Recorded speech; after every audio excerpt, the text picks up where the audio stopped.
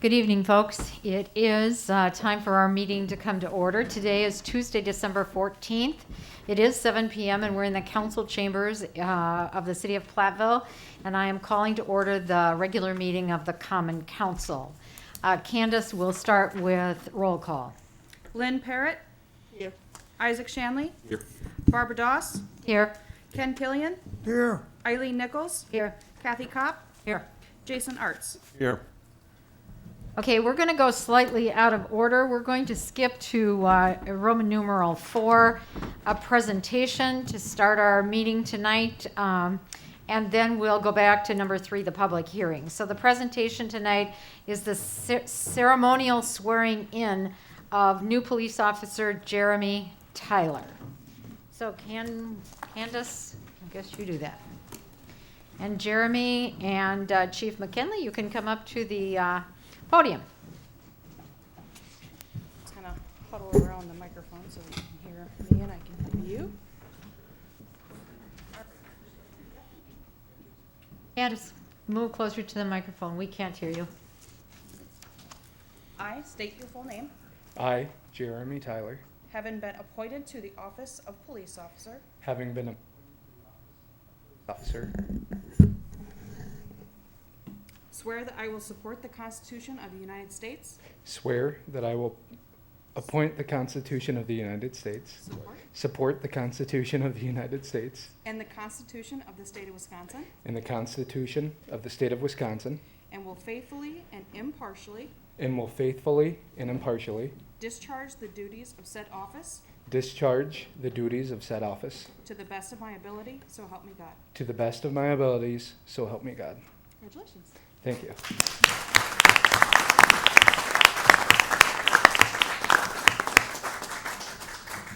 Chief and Officer Tyler, do you want to have a few words here? Jeremy comes to us as a recent graduate of Southwest Tech, and he was class president there, gave a wonderful speech, and it's been a long time coming because we had to wait for him to get through the academy, but we're very excited to have him on board. So. And Jeremy, would you like to say a few words? Yeah, sure. So it's without cause that as soon as I kind of got the feeling from Chief to my left here that I may have an opportunity here, I quit putting out applications elsewhere. And that's because this is the community that I want to serve, and this is the community that I feel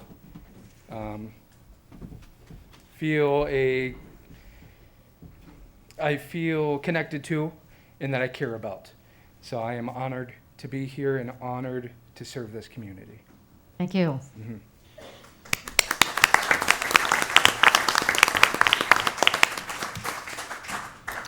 And thank you to your fellow officers for their support tonight, and I understand there's family in the audience too. So we will then now continue with our agenda.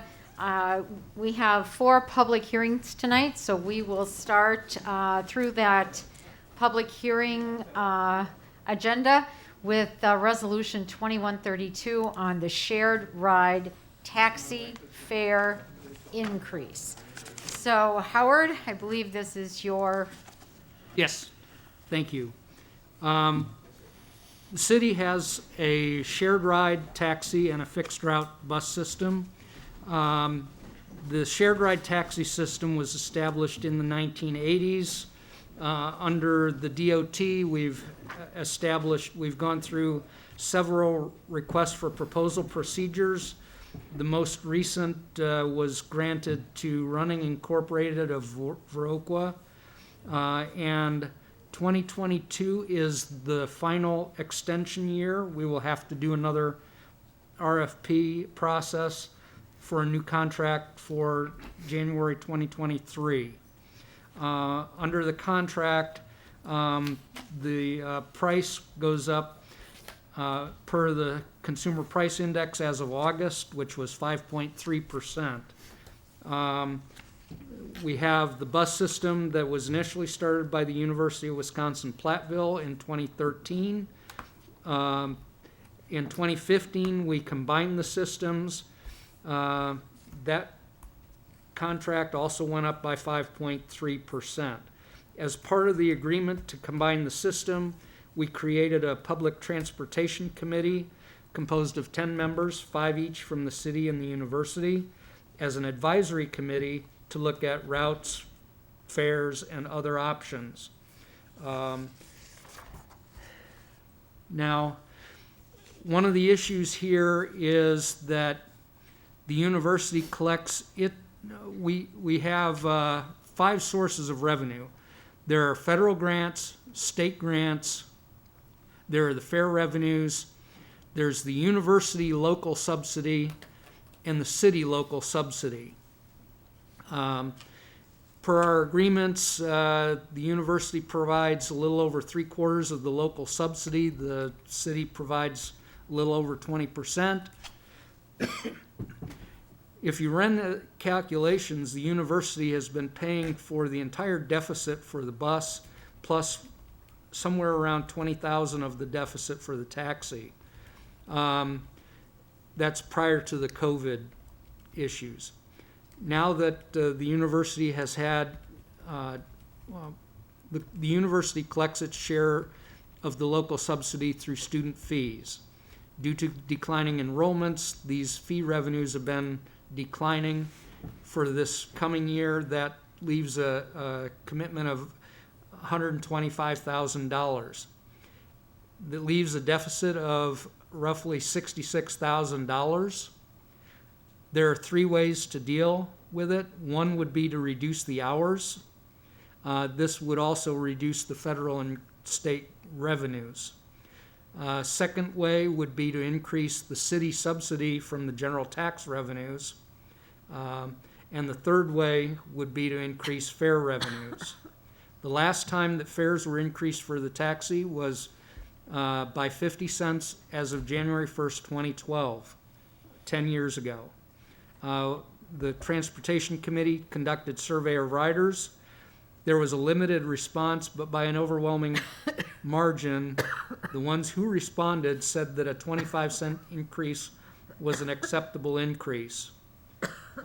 So at their November 18th meeting, the committee recommended a fare increase of 25 cents per ride on January 1st, 2022, and then another 25-cent increase in 2023.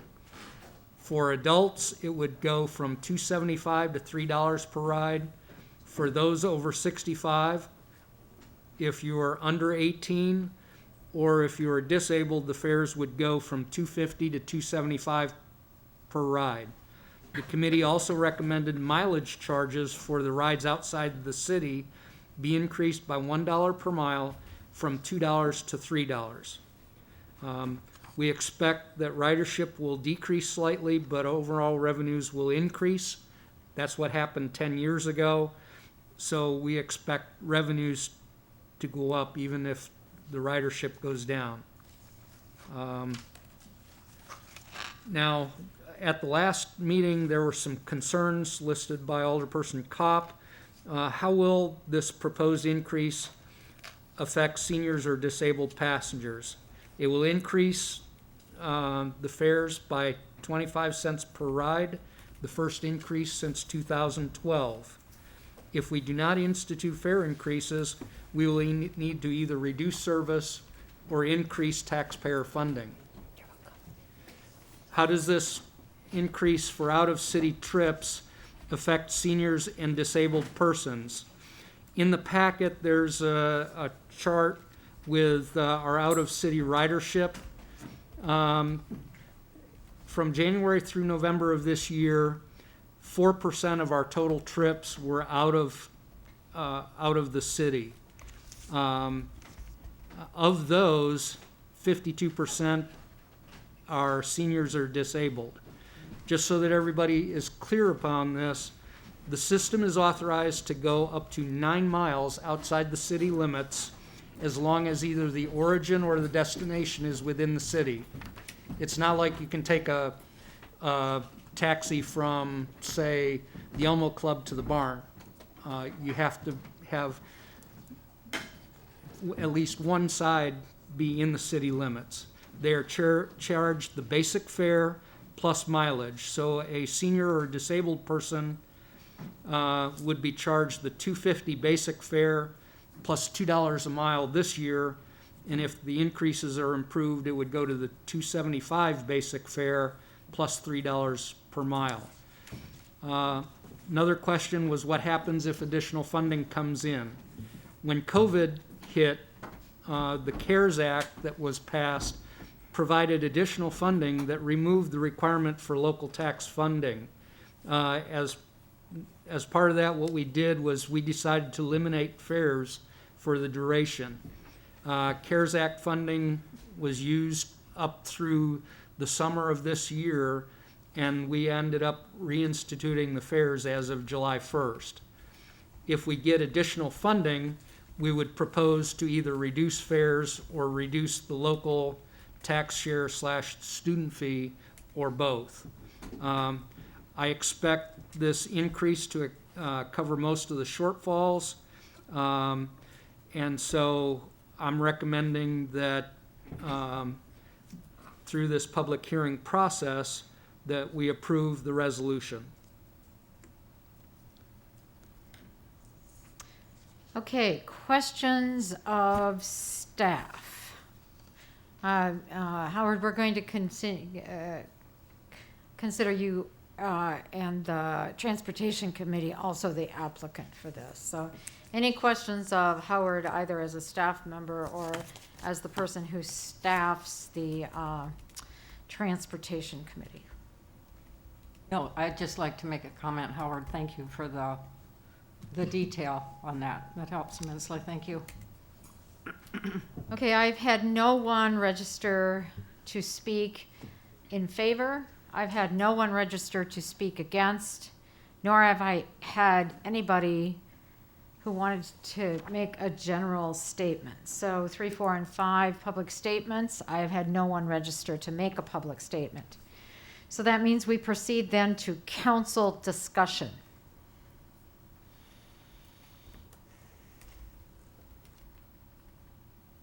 Any, I have no comments. is there any comment by anyone?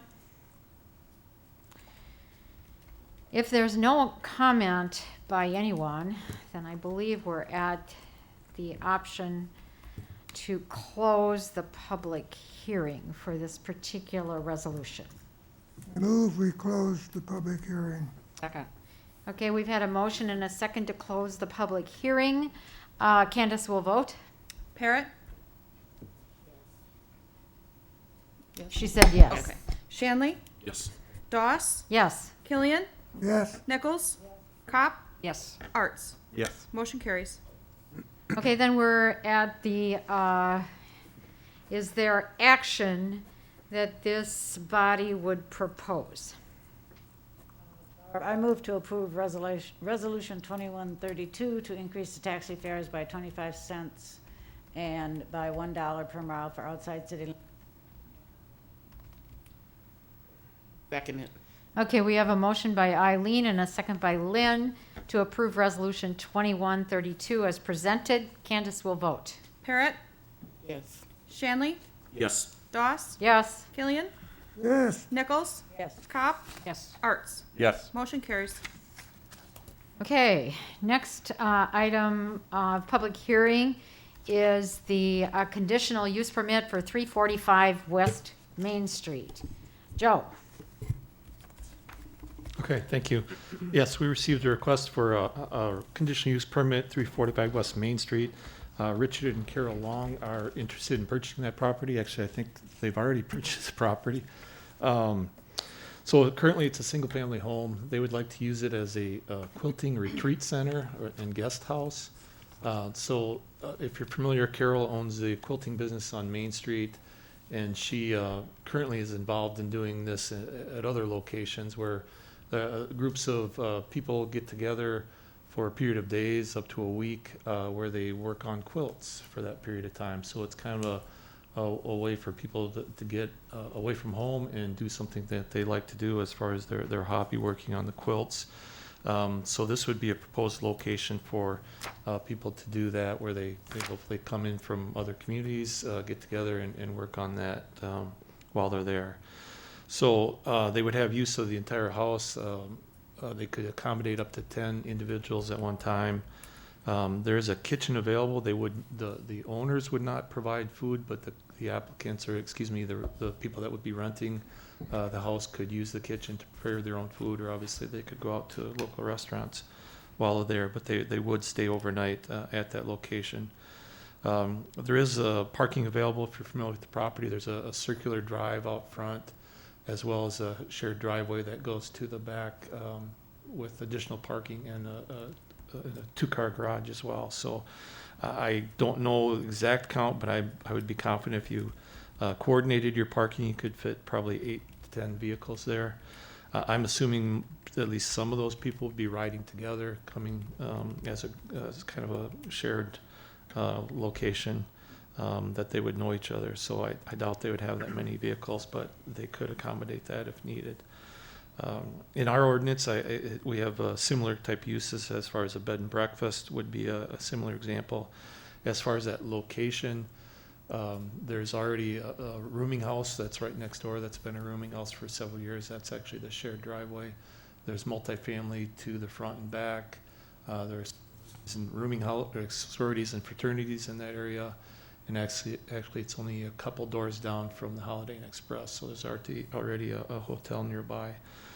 So to me, it's a very compatible use to that neighborhood. I would anticipate that that it's not used for quilting retreats, that it would be available for families or somebody else to use as a guest house. Similar to an Airbnb type of a rental that are common in other communities. So again, being close to the hotel in particular, right on Main Street, near downtown, within walking distance, it seems like a very appropriate location for that type of use. So the Planning Commission considered the request at their December 6th meeting, and they did recommend approval. They did recommend one contingency, that the approval should coincide with ownership of the Longs. In other words, if the Longs no longer own it and somebody else wanted to come in and do the same thing, that they would have to reapply for approval. Staff recommends approval of the conditional use permit as requested. Any questions? Any questions of Joe? Okay, the applicant is here, at least, so if you want to come to the microphone, Dick, in case anyone has any questions, so just say your name and your address. Richard Long, 200 Lucian Street, Platteville. And you closed on the property, so you own it now. Own it, yeah. Okay. Okay, any questions of the applicant? Nobody has any questions, so thanks for coming to the podium, but now you can, okay. Thank you, Joe. Okay, again, I have not received any requests to speak either in favor, against, or in general. So there have been no registrations for this particular public hearing item. So council discussion is now in order. I have no additions. I would mention that at the Plan Commission, we did explore and talk about the room tax, and this facility would be collecting room tax, and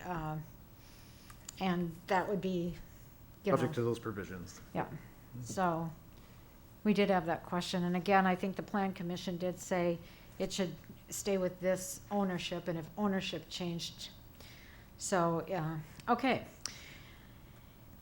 If there's no other discussion, then I would take a motion to close the public hearing. So moved. Second. Okay, we have a motion by Isaac and a second by Kathy to close the public hearing. Candace will vote. Parrot, Yes. Shanley, Yes. Doss, Yes. Killian, Yes. Nichols, Cop, Yes. Arts. Yes. Motion carries. Okay, then, if this would be the time for common council action on this particular resolution, does someone have action to propose? I'll move to approve Resolution 2133, conditional use permit for retreat center / guest house as proposed. Second. Okay, did that include to this owner only? Yes. Yes. Okay, including to this owner only, okay. So we have a motion by Kathy and a second by Ken to approve Resolution 2133, approving the conditional use permit for 345 West Main Street for this owner. So we'll vote. Parrot, Yes. Shanley, Yes. Doss, Yes. Killian, Yes. Nichols, Cop, Yes. Arts. Yes. Motion carries. Okay, we'll move on to the next public hearing, Resolution 2134, a conditional use permit for 345 Bayley Avenue for a dog kennel. Joe? Yes, thank you. So the applicant, 345 Bayley Avenue, has applied for a business kennel license. It is, that location is his residence, so it would be considered a home occupation at that location. Under our regulations, we have, basically there's 3 types of home occupations. There's a type 1, which is allowed by right, basically just people operate a business primarily through the mail, over the internet, et cetera. No customers going to the property, anything like that. Type 2 involves a situation where the client or the customer is regularly coming to the property for business purposes. So that does require approval under our ordinance. And then type 3 would be similar to type 2. There's clients or customers regularly coming to the property for business, but it also involves some component of that business that involves an outdoor activity.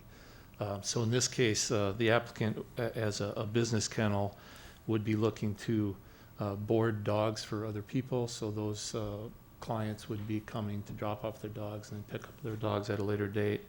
He's also interested in breeding his own dogs and then selling the puppies. So there may be some transactions as far as the sale of those puppies taking place on site. So that is the reason for the business kennel classification, as well as the requirement for the home occupation. So there's another, so that's kind of the zoning requirement part of this request. There's also regulations that the city has in Chapter 6 animals that deal with kennel regulations. And I should mention the owner has had a kennel for his own dogs for several years without issues as far as the code requirements. But the city made some modifications to Chapter 6 that provided the provisions and the regulations and the oversight of kennels in the city. When that ordinance was adopted, it included some requirements that the applicant is no longer able to meet, primarily some minimum size requirements for the property itself based on the number of dogs. His property would not be able to meet those requirements. So he was given basically a grace period when that was adopted in 2020. He could finish out that current kennel license year and then get one additional license. So that period ends at the end of this year. So the ordinance did include some language that states the applicant or anybody with an existing kennel license that is not able to meet those requirements could come forward to the council and request an additional year extension of that license following the previous regulations. So the applicant has made that request, so he would like the council to grant basically the ability to follow the previous regulations instead of the newer regulations. So he is able to meet the basic requirements of Chapter 6 if the additional extension is granted. So the other part of the approval, so basically that's one part of the approval the council needs to consider is if you want to grant an extension to those previous kennel licenses, basically extending his ability to have a kennel at that property for one more year. But then the second part of the approval is the conditional use permit for the business part of the operation. The previous kennel was basically a private kennel for his own use or his own animals on site. The business kennel would be the conditional use permit for that type 3 home occupation.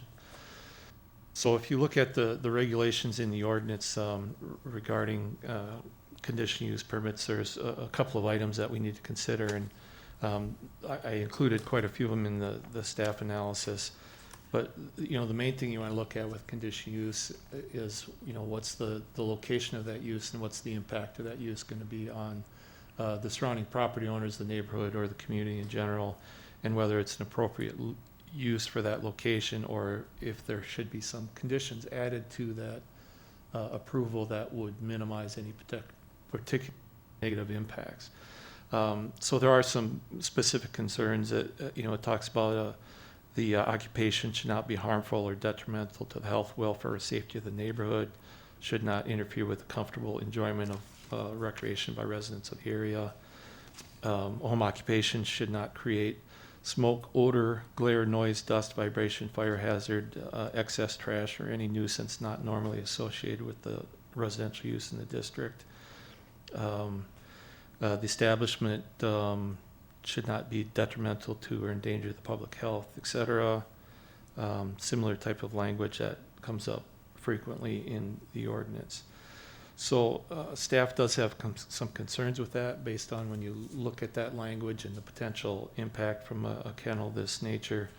Obviously, there are some issues that come with dogs in nature that they have a tendency to bark. So there are some concerns with potential impact of noise on the neighborhood. Odors could be an issue. I did not mention that basically the applicant has 8 of his own dogs, and if he boarded 2 additional dogs, he'd have 10 dogs, plus at different times of the year with when he has litters, he'd have more animals involved. I think at the current time, he's probably got 23 dogs if you count the puppies. They don't really count under that until they get to 5 months old, but they would still be obviously animals on site. So you get that number of animals on one location, it does have some potential for negative impacts. As I mentioned, the main issue that he's got is the size limitations or requirements that come with Chapter 6. Basically, the site would have to meet the minimum requirements moving forward of 15,000 square feet as a minimum, plus 3,000 square feet for each additional dog above that.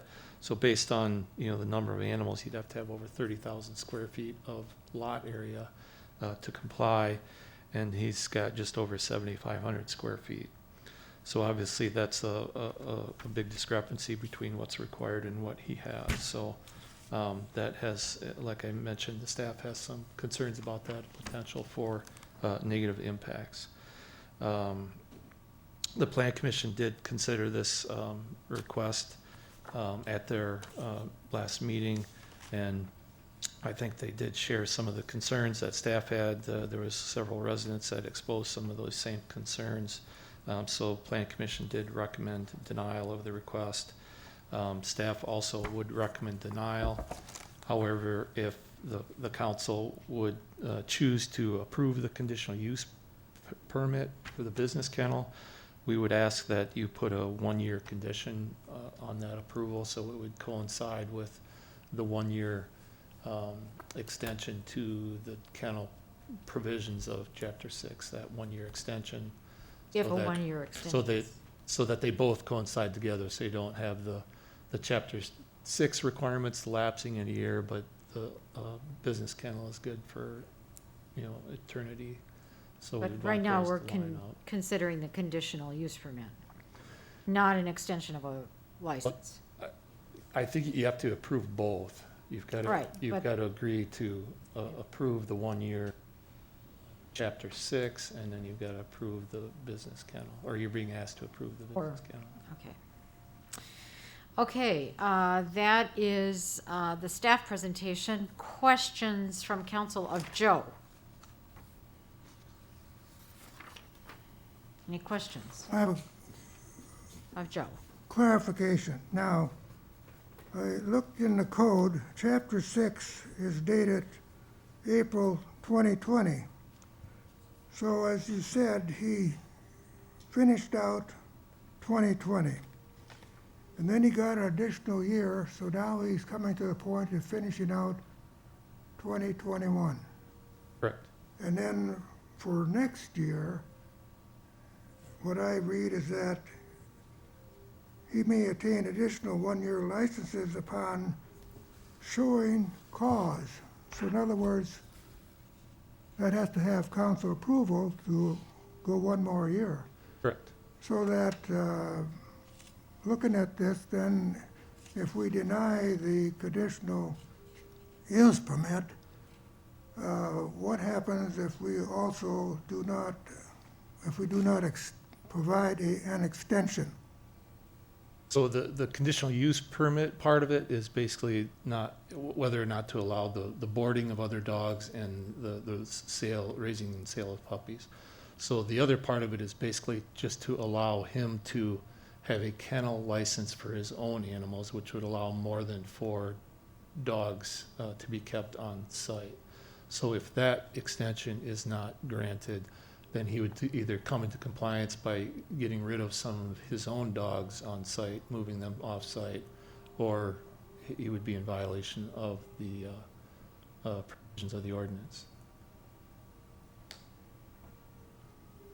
And looking at this, then, do we have other people in the same situation that they had a kennel before the code was revised, Chapter 6, and are going through the same thing?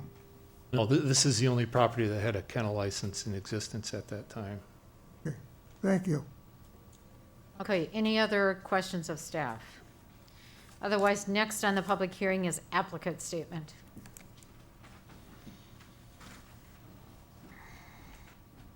And Dan, please give your address also. Hello, my name is Dan Winch. My address is 345 Bayley Avenue, Platteville. We legally started boarding and breeding 8 years ago. This was, I guess let's talk about what changes if this goes forward. Compared to where we are right now and what's going on right now, what happens if this gets approved? The answer is we could say we board for a fee. That's the only change that would change between if this goes forward between right now and going forward. But yeah, I mean we've been doing this for quite a while now. We bought the house in 12 with the expectation that we'd be able to do this. In 2018, we started the application process to get the kennel license. In 2020, obviously, the ordinance changed, as we were talking about. When that ordinance did change, the city did not reach out to, I guess, any professionals in the field at the time. They could have reached out to a veterinarian or, the DATCP. That didn't happen, but the ordinance did change, and so at this point we're looking at trying to renew going into 2022. Now, what we do is very good for the community. Let's start with that. So we take our puppies down to campus, and all the college kids get to play with them on stress release days. When it's finals week and things of that nature. So I mean that's great for the kids. We take them down to 2nd Street. We take them for walks. Thousands of people a year play with and interact with our dogs and puppies, and it's honestly a great thing for the community. Other things that we do, we are currently in the process of working with the city to donate money to the dog park. We're working to put a dog wash station in down there, something that we're working to do. Also, we do provide a place for people to board their dogs in a non-commercial manner currently.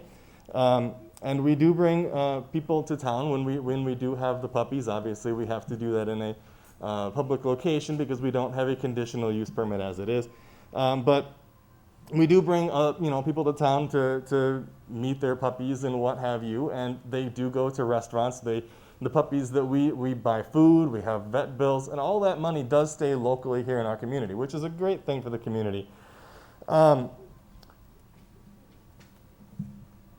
Let's see. So I guess a little bit about the the change that was made, Joe did cover it, that there is a change in the amount of land that is required.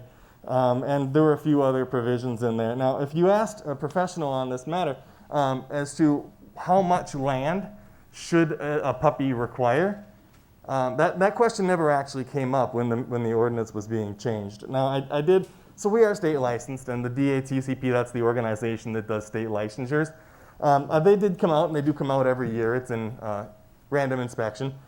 And I asked her, well, what is the appropriate amount of space that is required for a dog? And her statement was to give a hard, and I asked her if I could quote this, so I'm not, to give a hard line requirement on the amount of square footage required to operate a dog kennel without considering the number of dogs, the breed type, and the temperament is not logical. So when we had that ordinance change that had a hard set, this is how many square feet you need for this particular number of dogs, that doesn't coincide with what the state would say on that matter.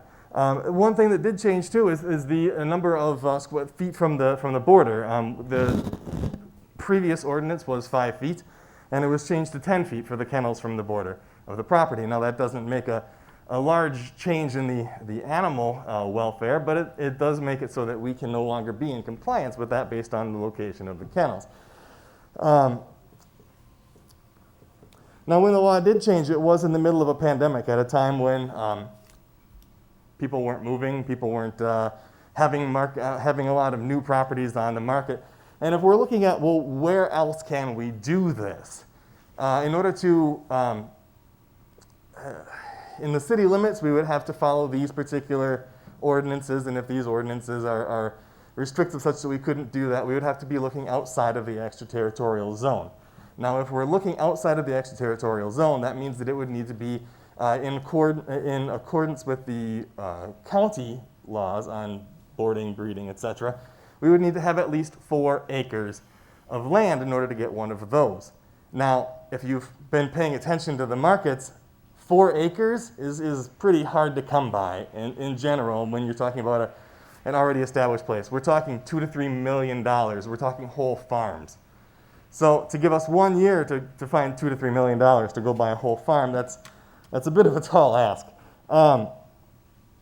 But yeah, so I guess some of the concerns that did come up with the Planning Commission, I think we should address some of those concerns. First off, one person said that dogs are only allowed in the basement. Well, that's not true at all. The dogs they're house pets. They're in the house with us. We do have a series of locations where they can be, but certainly not just in the basement. One person talked about flooded areas and being worried about dogs in a flood.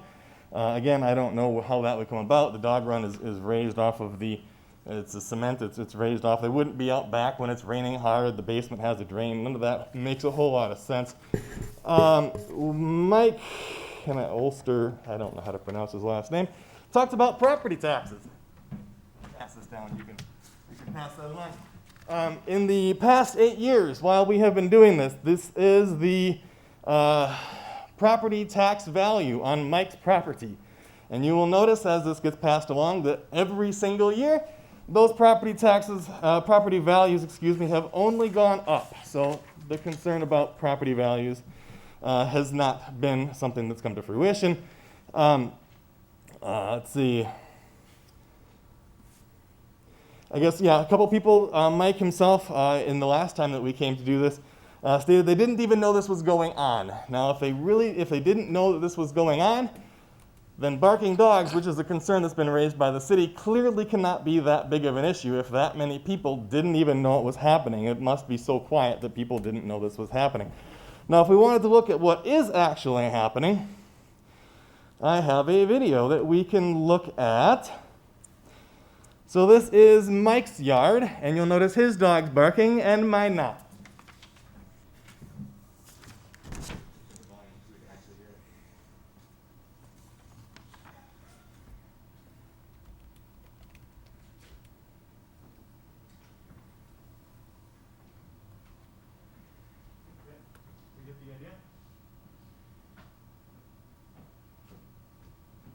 So, again, the barking dogs issue, I don't feel like is as much of a concern as people might feel it is.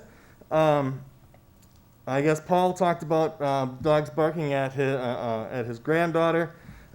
Yes, he does sometimes dangle his granddaughter over the fence, and yes, they will bark at him.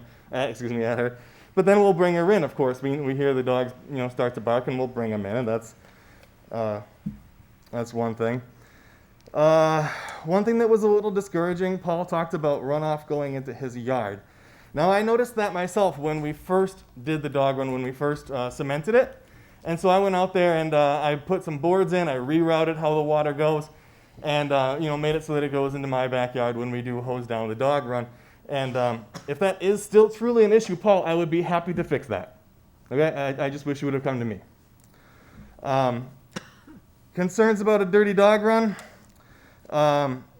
These dogs, well, they do go out in the dog run, they do go out in the backyard. I'm not putting them out in the backyard when it's muddy. These dogs come in, they sit on my couch. I don't want mud and poop on my couch.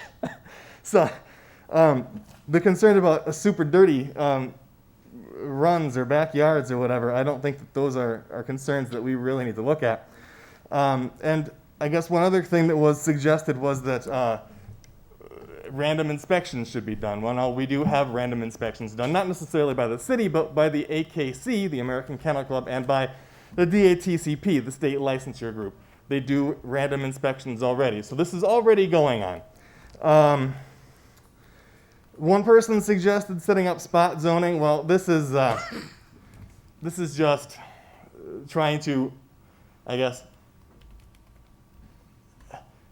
handle a situation that it is certainly not setting up spot zoning, but it is trying to, I guess, prevent a law from negatively impacting me and my family as the applicants here. So we have some next actions that we can do. The choices that you guys have, you can allow us to continue doing what we're doing.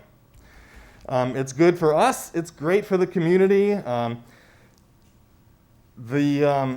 There's actually, I don't know, I know not all of you here on Common Council were here when we first applied for the kennel license, but when we did, the first time that we applied for the conditional use permit, it was ironic because right before this discussion had happened, the city had paid for an outside contractor to come in and say, what do we need to do to build our town?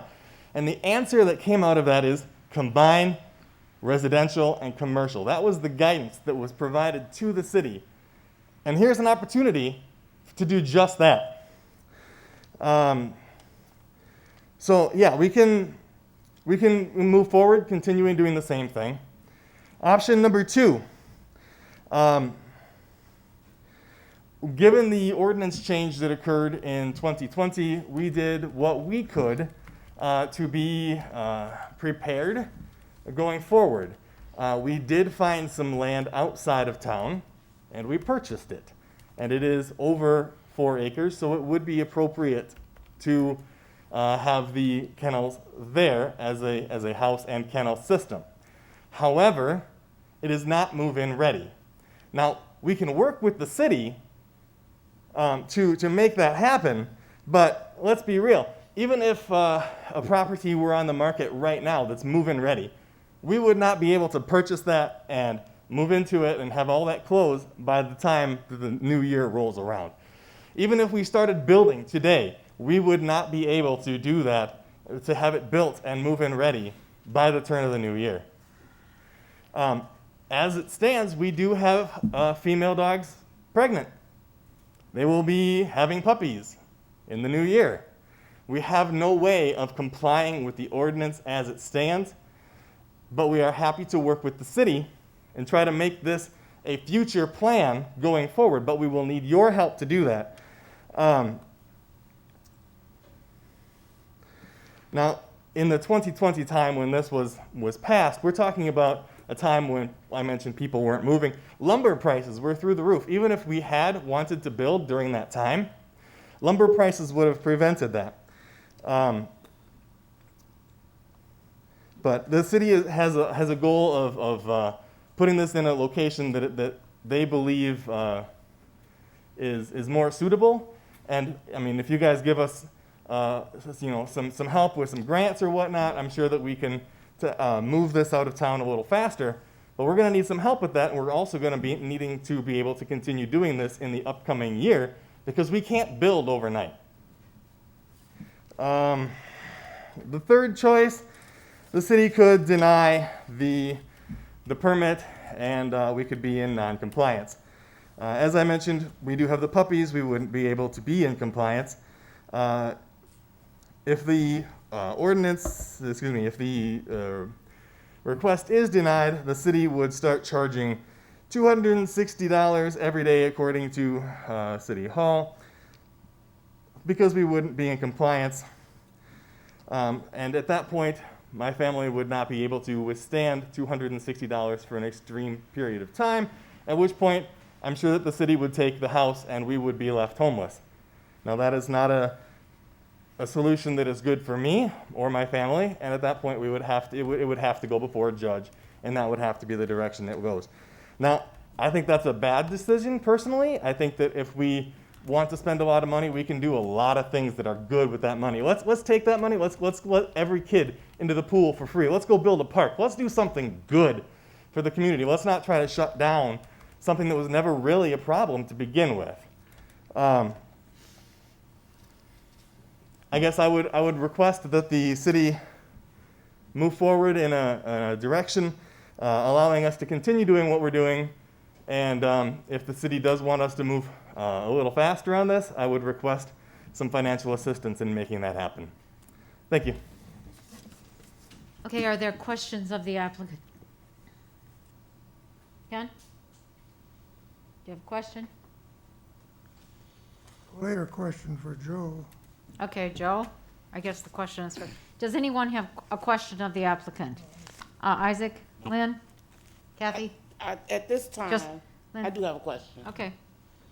If I heard this correctly, you currently have 23 dogs in your kennel.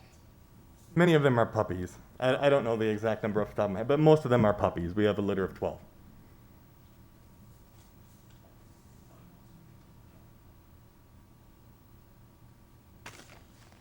Okay. Okay. All right. Kathy? I do. When the ordinance was changed in 2020, has your operation grown? No, I mean, no. the number of dogs We- you had then is Yeah, exactly we what you have made now? no changes in what we've been doing since, 2018, something like that? Maybe it was 2019. But yeah, we've maintained the number of dogs.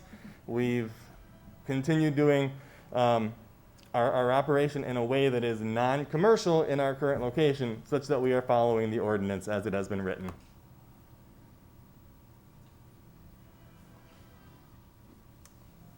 Other questions?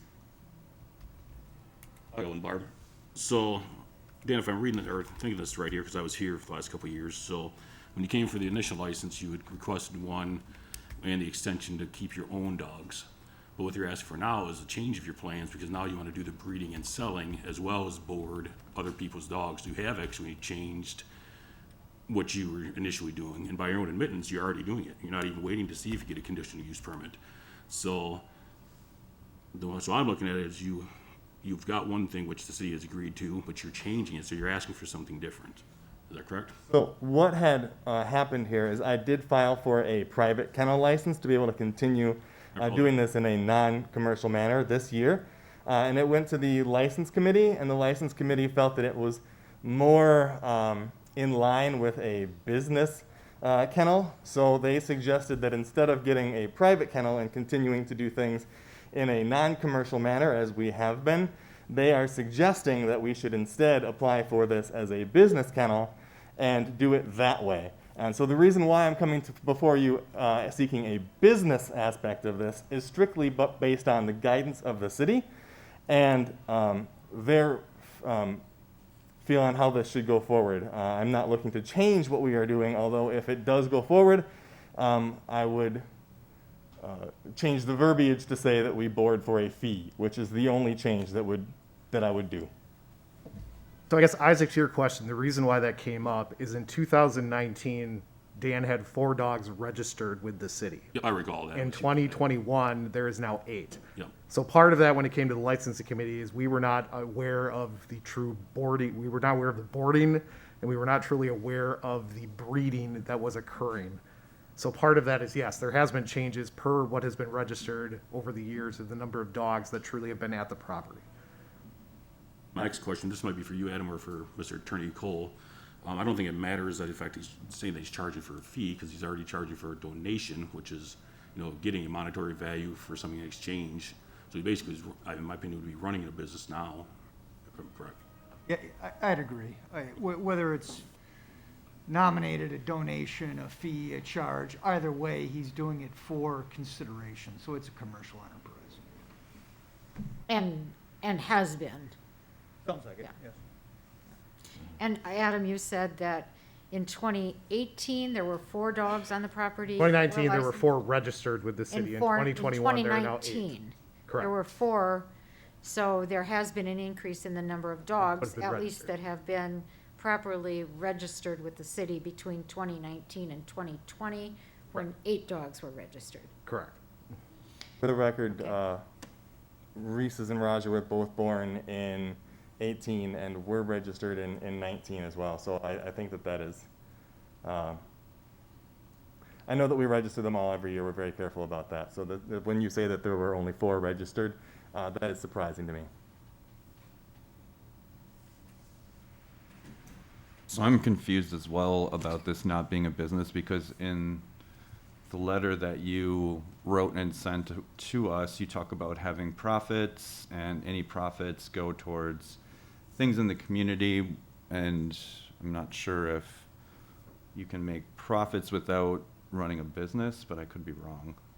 So the business is headquartered outside of the city of Platteville at this point. We had to move it based on the denial of the conditional use permit. So we are doing all of this in a manner such that no commercial activity is occurring on site. If I could ask another question, Mr. Cole, again, I don't think that it matters where the money is transpired or sent or received from, because the business is actually happening on the site. Am I correct in that? I'd agree. The service is provided at this location. If payment is made at a different location, or the company is headquartered at a different location, that doesn't change the fact that the service is provided at that location. So puppy, oh sorry. Okay. I have a couple more any- clarifying okay. questions, and I don't know if these Jason? would be for the applicant or Joe, or combination of both. But in terms of the inspection of the site, is that only inspecting the outside of the property, or do they do an inspection inside the property? Because I'm imagining the animals are going to be staying inside the property as well. Yeah, if the dogs are to be kept inside, then the inside would also be part of the inspection. Are there standards and sanitary requirements and things that need to be met in terms of like the That's part inside of- portion? Correct, that's part Okay. of the requirements in Chapter 6. They provide guidelines on that. Okay. For a little clarification on that, 3 people do come out annually from the city, one of them being, I can't think of his name, our building inspector, one of them being the Grant County Health Inspector, and then one being a licensed veterinarian. We also are inspected by a couple other agencies, as I mentioned, every year. And that's inside your house as well? Yeah, they're the building inspector historically has inspected the kennels outside, but everyone else has been inside.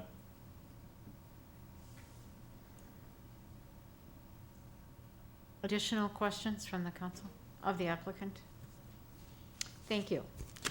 All right, we'll move to the public statements portion of this agenda.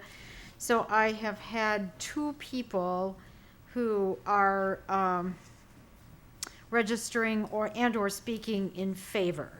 One person, Karen Tomey, and I don't know if Karen is here. Karen, I hope I've said your name correctly, 350 Roundtree Avenue, simply said, I'd like to register in favor of the 345 Bagley. There is one person who's asked to speak, Bradley Miners. So Bradley, if you would come to the podium and give your address, please.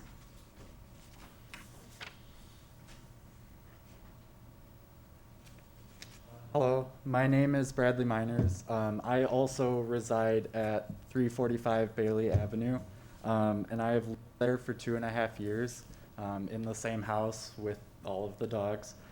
And I'm offering this statement in support of the city approving the conditional use permit and the kennel license. I feel that I have a unique perspective on this situation. Dan did not ask me to come speak today. I read the public comments and past comments that were submitted for this proposal from the committee meeting a few weeks ago, or last week, or whatever it was. And I found that what a lot of the comments were insinuating did not reflect the reality of the situation. As a roommate, tenant, whatever, there is a mutual expectation of privacy and a respect of quiet hours. I feel that this extends to the neighborhood, where, you know, the neighbors expect the same thing.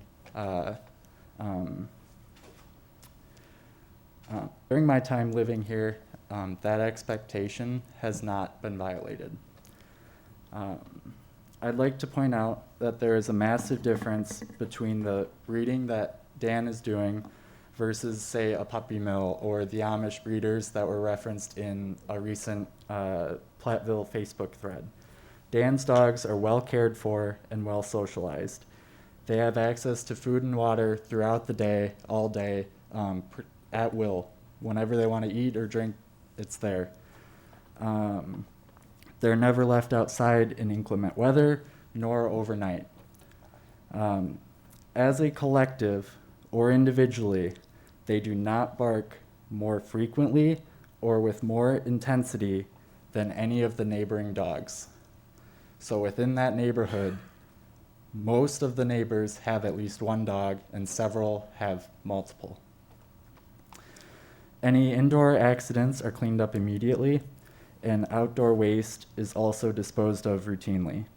If Dan were in any way abusive towards his animals, failed to clean up after them, or allowed them to bark at all hours, I would not have continued to live there for as long as I have. The second point I'd like to make is a lot of what has already been talked about tonight. Dan is not asking really for anything new. He's asking for a continuation of what he has been doing. I can say that as far as the commercial activity goes, he makes it a point to not sell puppies on site. So any sale or any commercial activity is never done within the house. And like, I'm lived there, I know, I've seen it, or not seen it, I suppose. The other point is I can attest that he is randomly inspected by the state license. I have been there. They've just shown up one afternoon and said, we're here to inspect the kennels, inside, outside, everything. And then I'd just like to conclude by saying that Dan is very proud of his dogs. He walks them through town. And I would encourage you, if you see him walking through town, to stop him, have a conversation. He enjoys talking about it, and he's passionate about it, and the dogs love the attention. Thank you for your consideration. Thank you, Bradley. Okay, those are the only two people who have registered to speak in favor or registered in favor. In your packets, carried forward from the Plan Commission, there were four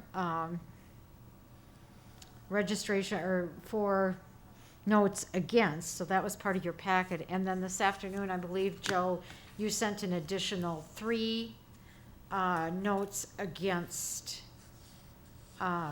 this conditional use permit. Am I correct? That's correct. And you will enter those, you will add those to the record so that they're public information, please. Okay, now I'll move to the folks who have have filled out green sheets. Monica Miller has registered against and had previously issued an email. So Monica, the first person who is asked to speak against is David Miller. So David, your name and your address, please.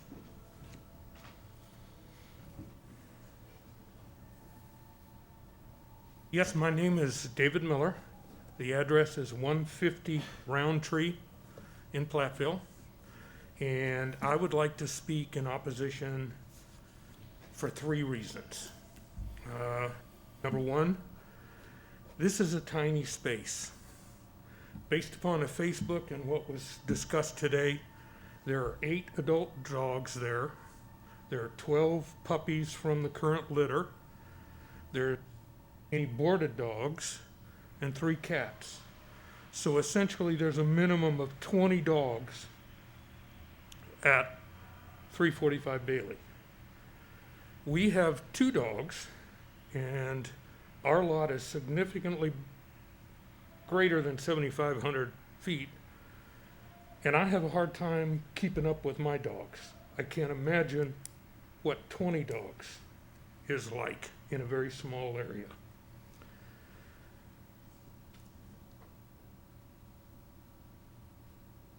Number 2, I'd like to address the impact on the neighbors in the neighborhood. I understand you believe that it's super positive, but based upon your Facebook, you have a litter about every 2 months. So over the past year, it shows you've had 53 puppies. And I know you make the point that the puppies don't count until they're 5 months old, but puppies also urinate and defecate in their dogs. So essentially there's 20 dogs that impact the outside and the inside. And I know you said that there's really no impact on the neighbors, but we walk by walking our dogs and barked at, and also the neighbor that basically said that he's got to put lime out because of the runoff and the odor. So 20 dogs in that area, I can't imagine there being 0 impact to anybody. And this is a business, and the business in this area, which is residential and a historic site to begin with, it's arose by any other name. This breed of puppies generally sell for between $1,500 and $2,500 each. And he's had 53 puppies this last year. You do the math. So he certainly has the wherewithal, and I'm certainly should be able to get a loan to put a facility on property that he already says he has. And it would be in the best interest of a breeding kennel that has space enough for the dogs, number 1, and 2 is in an area that's normally set up for breeding area. And lastly, this will indeed set a precedence for spot zoning. Okay, I don't know how you can call it any other name but that. If you approve this, I think it would open Pandora's box for God knows what other requests to have something specifically allowed in a house. And how are you going to deny that when you've already approved this? So it just seems like it's Pandora's box. And this is nothing against the puppies and the dogs. It's a wonderful thing. It's just, this is not the location. This is not the location. And one final note, okay? There seems to have been the use of threats, intimidation, and threats of legal action associated with this whole process. I would hope that the decision that gets made is based upon what is best for the city. And I'd love to have money come to us too, if you wanted. But I appreciate the opportunity to speak, and thank you very much. Thank you, David. Okay, next registered to speak against this, Jim Hamilton.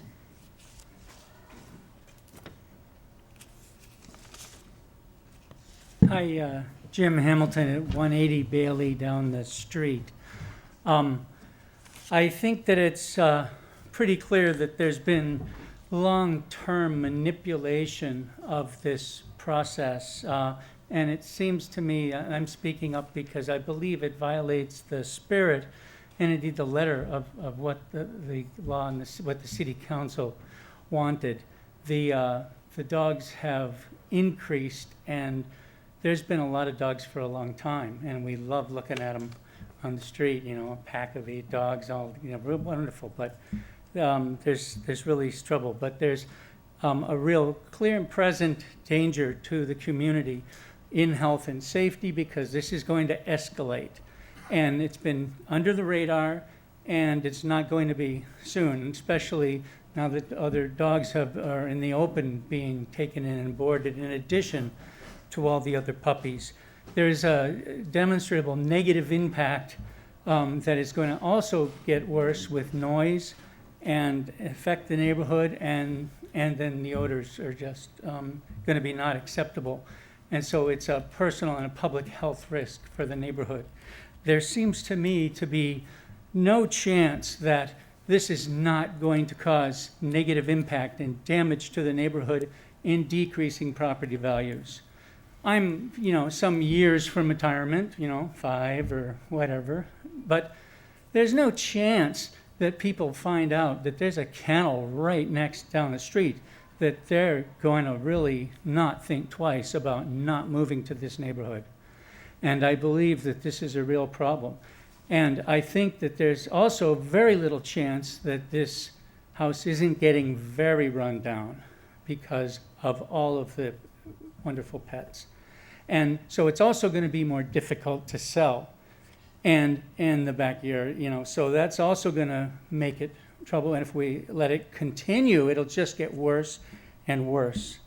There's also no sewage treatment with all of these. And yes, you can pick it up and put it in the trash, but I think that's a serious issue, both for the environment and locally. I also don't think that there was any expectation, or should have been any expectation, that somebody moving into this neighborhood could build a big kennel business. And I think that's a fallacy, that they say, okay, I moved in with this expectation, I'm going to keep going there, and now you change the rules. Well, there was never an expectation like that, and I think that was false. So I thank you for letting me speak, and I be happy to answer any questions anybody has.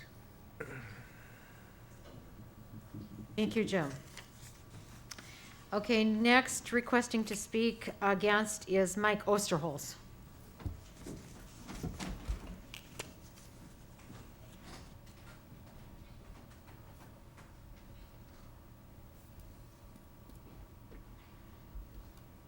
Evening. Mike Osterholz, 295 Bayley Avenue. Speaking out against, I was at the meeting last week. Again, you know, I don't know the neighbor personally. We've only met casually. I have no issues with him personally, even with him calling me out tonight. I also have no issue with small business or small business owners. I understand how difficult it is to run a small business, and I support this concept in the Platteville area. I think it's a need that needs to be filled. It's just not at this location. I said it last week, and I've said it for a couple of years. This neighborhood is not set up for a business like this with the zoning. It's a historic neighborhood, and it's a more densely populated historic neighborhood. Joe, you talked about that last week at the meeting. Unlike a lot of the neighborhoods in Platteville that sit on larger lots and you have the house kind of in the center with a lot of green space around it, you're a ways from your neighbor, this neighborhood more represents like a big city neighborhood. Some of the houses are only like 15 feet apart. So everything is kind of crammed in there. As far as complaints go, most of the people that live in the neighborhood are just good-natured folks, and they don't want to cause issue, and they don't like confrontation, and they don't want to make a big deal, and they typically grumble to each other or maybe grumble on Facebook. But the kind of perception was at some point that this was going to be dealt with, and so most people don't file complaints; they just kind of bellyache. And as far as complaint filing goes, I'm not sure how many of you have ever attempted to file a complaint, but usually dog barking or dog issues or like a college party typically isn't something the police department turns the sirens on and comes running over to take care of. Now, it's no fault of their own. They're typically doing something else. But typically by the time they get there, whatever the situation is usually isn't the same situation. Additionally, having good community service, they usually look to mitigate those situations. So if it's a barking dog, please tell your dog not to bark or keep it inside, or something along those lines. So very rarely are there even tickets ever issued. As far as the zoning for the neighborhood, not only is it not appropriate, like Joe said, it does run the risk of what some of the neighbors have said, of excessive noise, smells, excrement, possible unattractiveness to the neighborhood. Yes, property values have probably gone up over the last year, but all property values have, because that's a nationwide thing because of the building shortage. I think what you'd want to think about is more desirability of the neighborhood, and if something is like this down the road, is the neighborhood going to continue to be desirable as a historic neighborhood in Platteville? And if it's going to be a business that's run out of there, I guess a couple of questions, and Joe, I don't even know if it's something that's grandfathered in, but does there a parking requirement with this? Is there ADA accessibility that has to be thought about, or any of those other things if it is permitted as a business? I have no idea. And also, the city of Platteville already has a ton of ordinances on the books that need enforcement that are not always consistently enforced. When you don't mow your lawn or shovel your snow, usually you get that taken care of quickly with a ticket. But when it comes to animals in town, the city has been more reluctant to aggressively deal with situations. In many cases, when complaints are filed, again, everybody just tries to mitigate. Nobody wants to be the bad guy. We've had a neighbor at another property we have in town that has chickens and roosters and ducks and turkeys and lions and tigers and bears and everything else, and it's been an ongoing 2-year escapade of trying to deal with it. The city is now, I think, taking some aggressive action towards. But it's just not something that's openly enforced. So you're looking to do a amendment to the ordinance, and they're going to try to look to enforce that. It just doesn't make any sense. In closing, I agree with the other statement that was made. This is a concept that's going to open a whole can of worms. I think it's going to start spot zoning. It's going to start people asking really weird things. People already have chickens and stuff in town. I mean, are they going to try to put more of them in, or anything along like that? And it's going to cause headaches for everybody, including you guys on the council that have better things to deal with. So I think that it's something that just needs to be dealt with now. And I get nobody wants to be the bad guy, and nobody wants to be mean, but somebody has to be the adult in this situation and just say this doesn't make sense, and deal with it now and not kick the can down the road for a future council or a future neighborhood to deal with at that time. I get it sucks, but it's something that just needs to be done. And the last thing I'd ask anybody on the council or anybody on the city staff or anybody in the audience, would you really want this next to your house? I have nothing against the business, nothing against the guy, but would you really want this? And if you think you would, do you really think you're in the majority? Thank you. Thank you, Mike. Julie Hamilton has asked to speak against. Hamilton, 180 Bayley Avenue. First, I would like to say Mr. Winch should be very proud of his dogs. They are beautiful animals if you've ever seen them, and seeing him walking them down the street brings a smile to my face. We live far enough down, we haven't smelled any odors. We have a dog. I love dogs. My dog barks sometimes too, I admit it. I mean, that's what they do. And they are beautiful dogs. But as you said about the ordinance, that it doesn't specify like species, but or the breed of dog, but actually that's a detriment to you, because these are large dogs. These are larger than labs, and I just my concern is The space issue, if you've been by the property, which at the committee meeting last week I had mentioned, if you weren't familiar with the property to go by it, it's amazingly small for that breed of dog. And I guess I would also just say, you know, the committee voted 5-0 to deny it. So I guess, you know, we kind of did hash this out last week. So if that's what committees are for, to give that recommendation, I think it's a great business idea too, but I am kind of scratching my head over, even in 2012 when you bought the property, and I guess maybe you had 4 dogs at the time, but even 4 dogs on that property, to be honest, you know, kind of what were you thinking? Maybe, and then when you were going to expand it, maybe at that time have looked into other accommodations, that kind of a business. So, yes, I congratulate you on the beautiful dogs. They look very well taken care of. They are lovely dogs, but I think to have that many on that small of a lot, and it's against the ordinance, and so that is all I have to say. Thank you. All right, and the last screen sheet I have is from Paul Baker. Paul, you did not register, you filled out the form, but you didn't say whether you wanted to speak or not. You speak in favor or against? Okay. So Paul.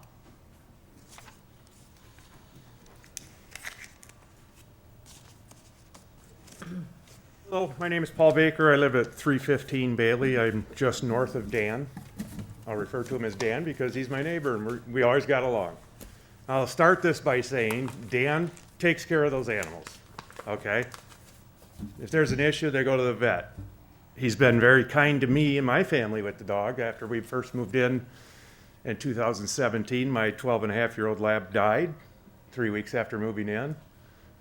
My daughter and I took, most of the time it was Bear, and we would go for 4 or 5 mile walks. Or we'd go over and say, give me 2, you know.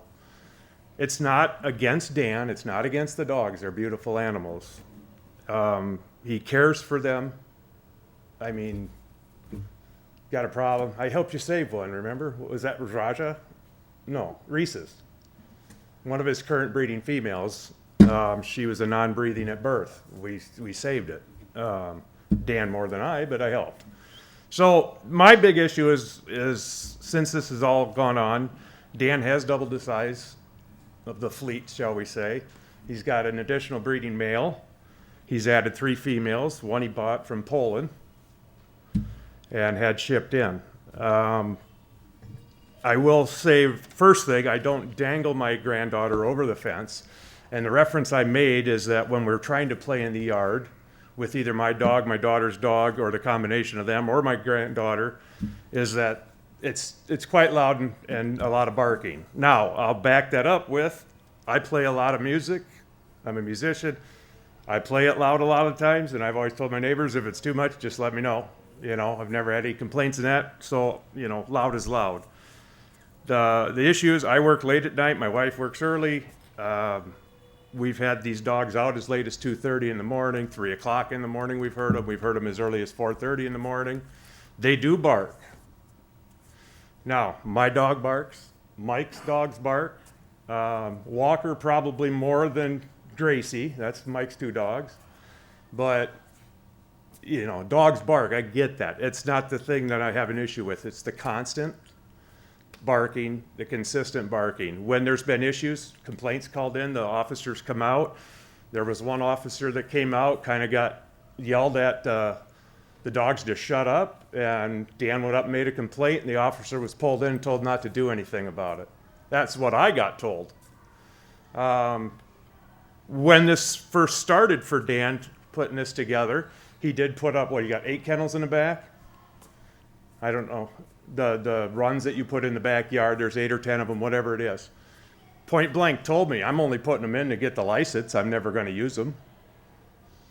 And it's true. They very rarely get used. If he wants to keep one of the females from being bred, that's what's in there, or maybe a bordering dog.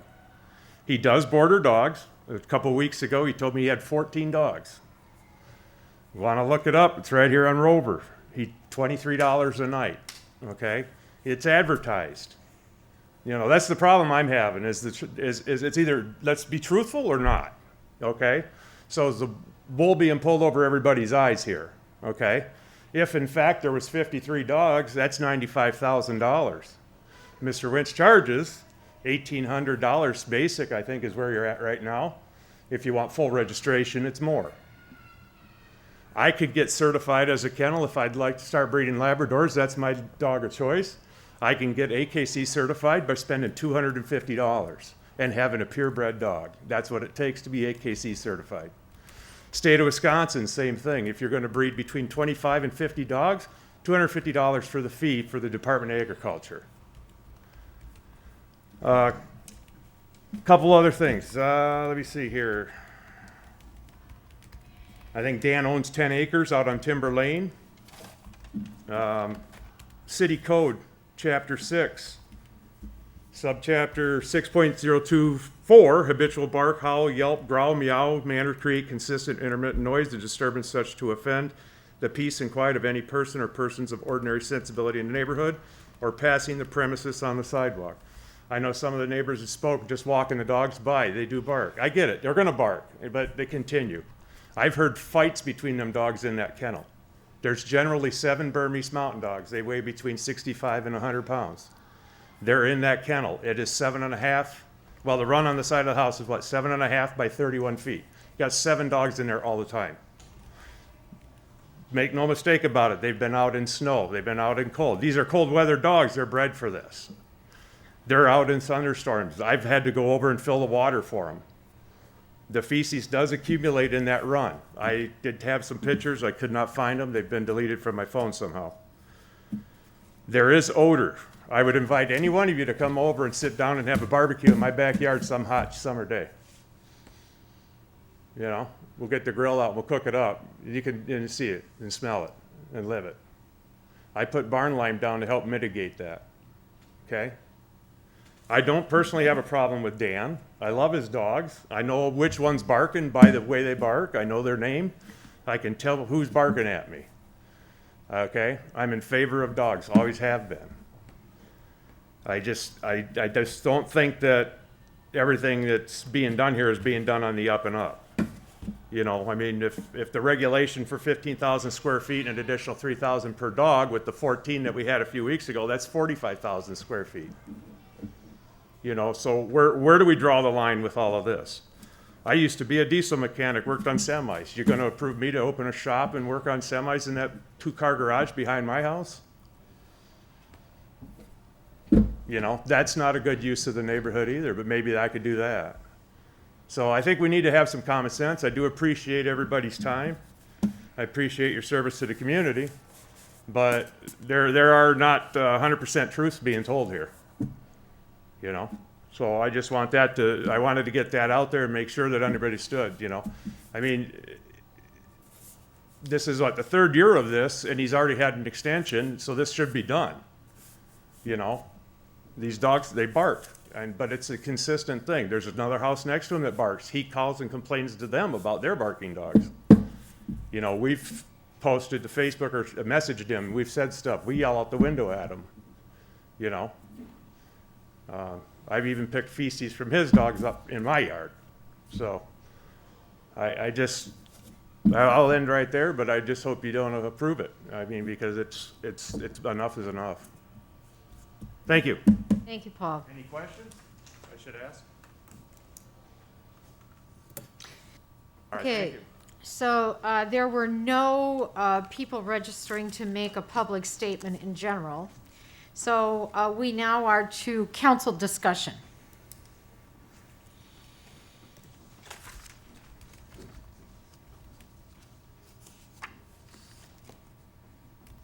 Any, I'd make a comment, Barb. So if we went and do Joe's staff analysis, number 8, chapter 6, regarding his lot size, the 7,533 square feet approximately, I want everybody to remember that that also includes his driveway, his sidewalk, his garage, the home that's on there, which obviously the animals are in there, but I've mapped it out. If you actually look at his rear lot size, is roughly 2,150 square feet, so we're quite a bit smaller as well.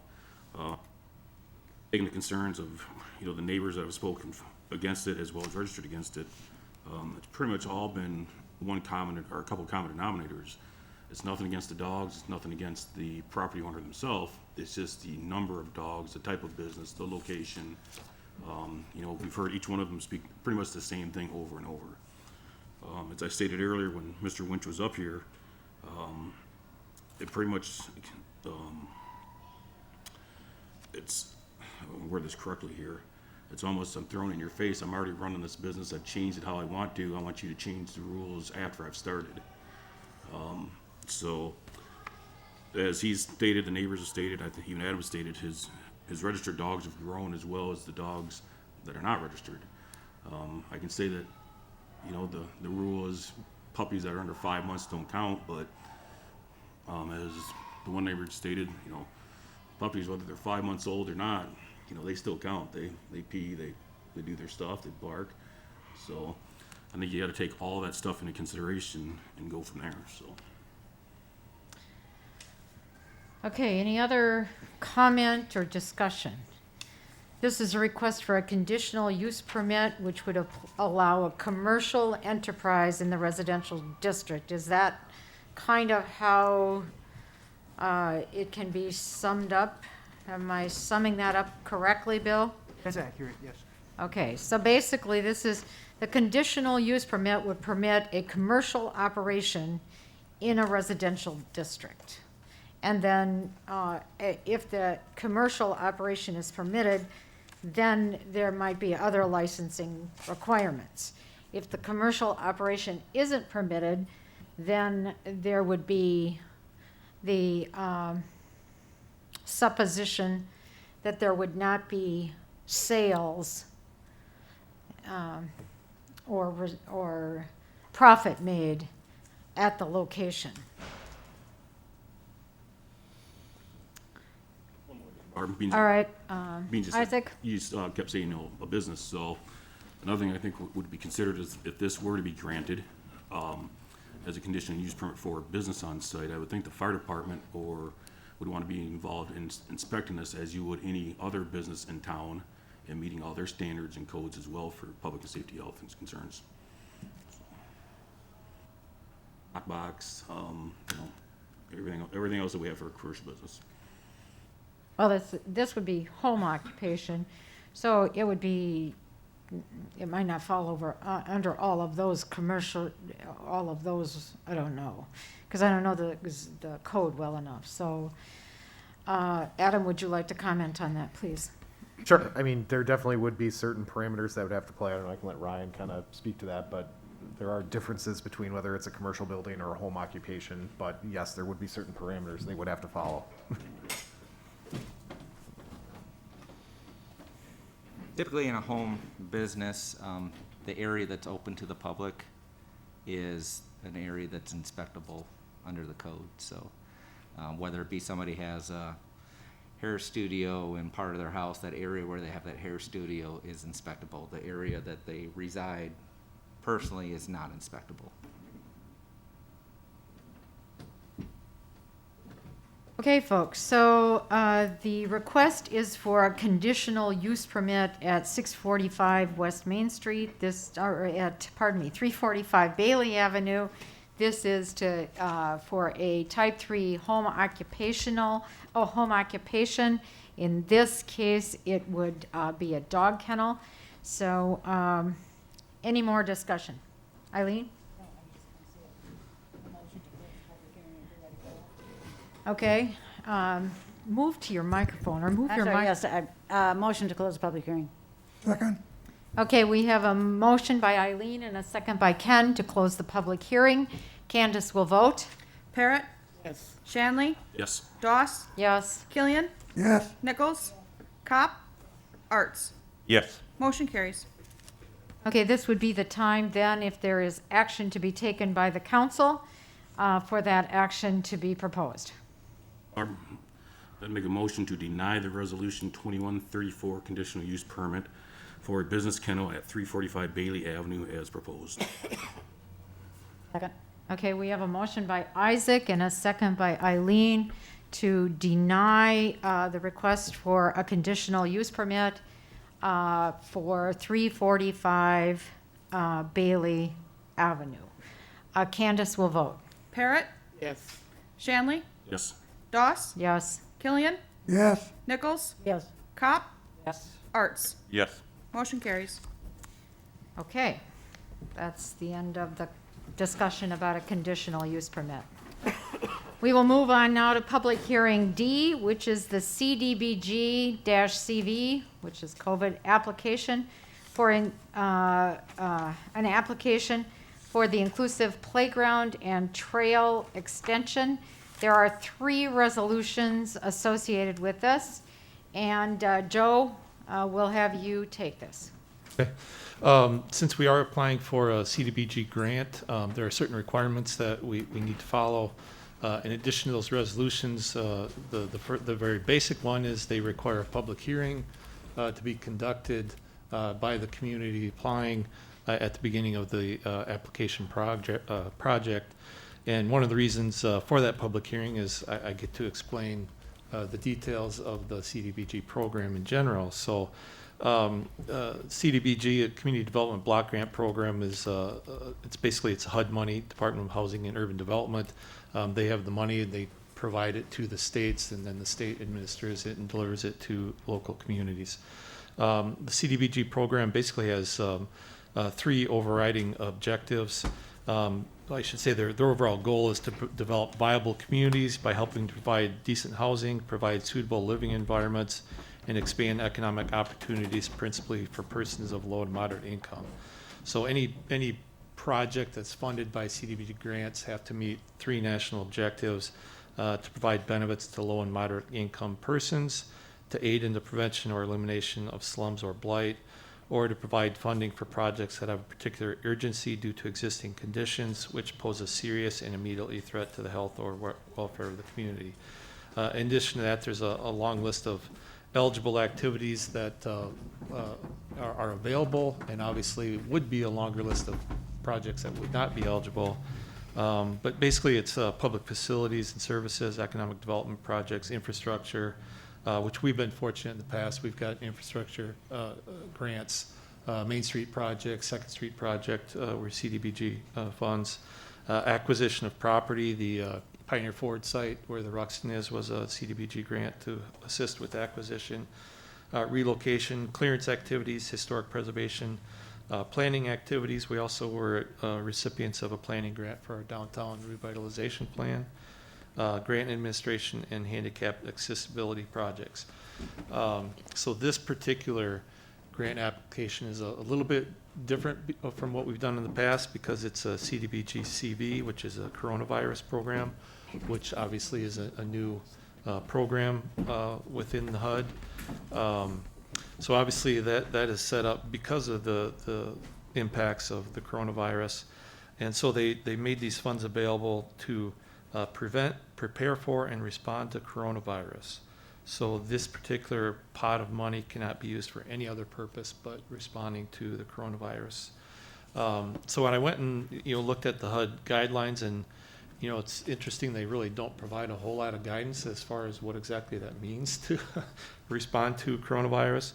But in conversations with the state folks, they have one item that did come up was the concept of outdoor recreation facilities, and we're all well aware of the impacts of the coronavirus and the recommendations to limit close quarter indoor contact of unmasked individuals and so forth. Let's get everybody outside where they can do that.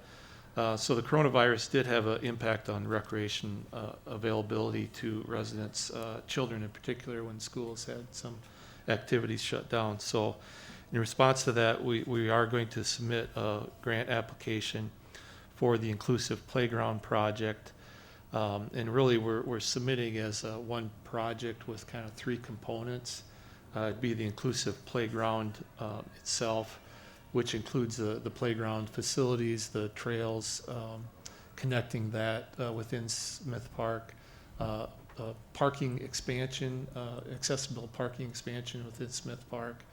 Then we're also throwing in the sidewalk trail extension along 2nd Street from basically the pickleball courts north to the city limits. And then next to the pickleball courts, we're throwing in a project to expand parking at that location. So it would be kind of an interconnected series of projects, so that we're hoping they'll view it as one project with 3 components. And the other reason we're kind of setting up that way is if there's a particular part of that they feel does not meet those requirements, or they don't feel would a good project to fund, that they won't throw the whole project out. They'll kind of pick and choose and give us funding for the parts that they do like. So that's how we're setting it up. I know Dan and Dustin, sorry, are here from Delta 3. They did their preliminary site plan. It's very conceptual at this point, and they did develop a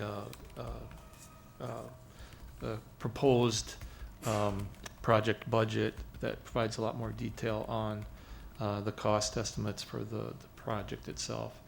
So I don't know if you have questions for Dan. He can go into more detail on what's being presented as far as our project. Otherwise, I'll take any questions that you may have on the other submittals that are required. Okay, any questions of Joe on, this is really approving, authorizing an application be submitted. That's what this is about. Any questions for Joe? Otherwise, Dan or Dustin, do you want to come to the microphone? And Kay, I guess to answer any questions you might have from a design or engineering standpoint. We do have the engineer's opinion of probable construction costs for the parking lot in our packet. We also have it for the 2nd Street sidewalk and for the inclusive playground, which includes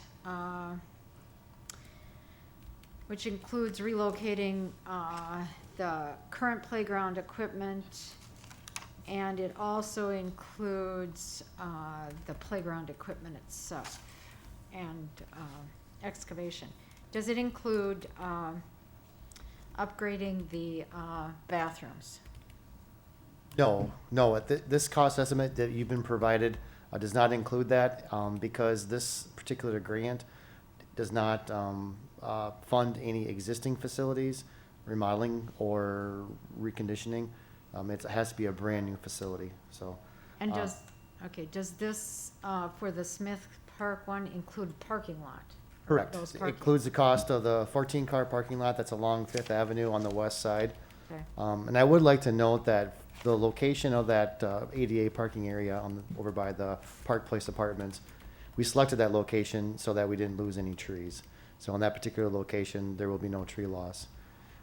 And then if you notice the odd shape of the playground, Dustin met with Luke to review the trees and condition.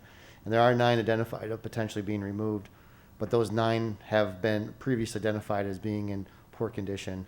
So trying to, we worked around all the quote-unquote healthy trees, good trees, to try to minimize any impact, because we know that's going to be a concern once this is completed. And as Joe mentioned, this is a preliminary conceptual. Once we get further along in the process and we have better indications from DOA that this grant could be awarded, we would start looking at some of, survey and final design items. Ken? Since you're talking some about trees, as far as the area for this park, you said 9 trees to be removed? Potentially, correct. And then you have down here 12 trees to be added.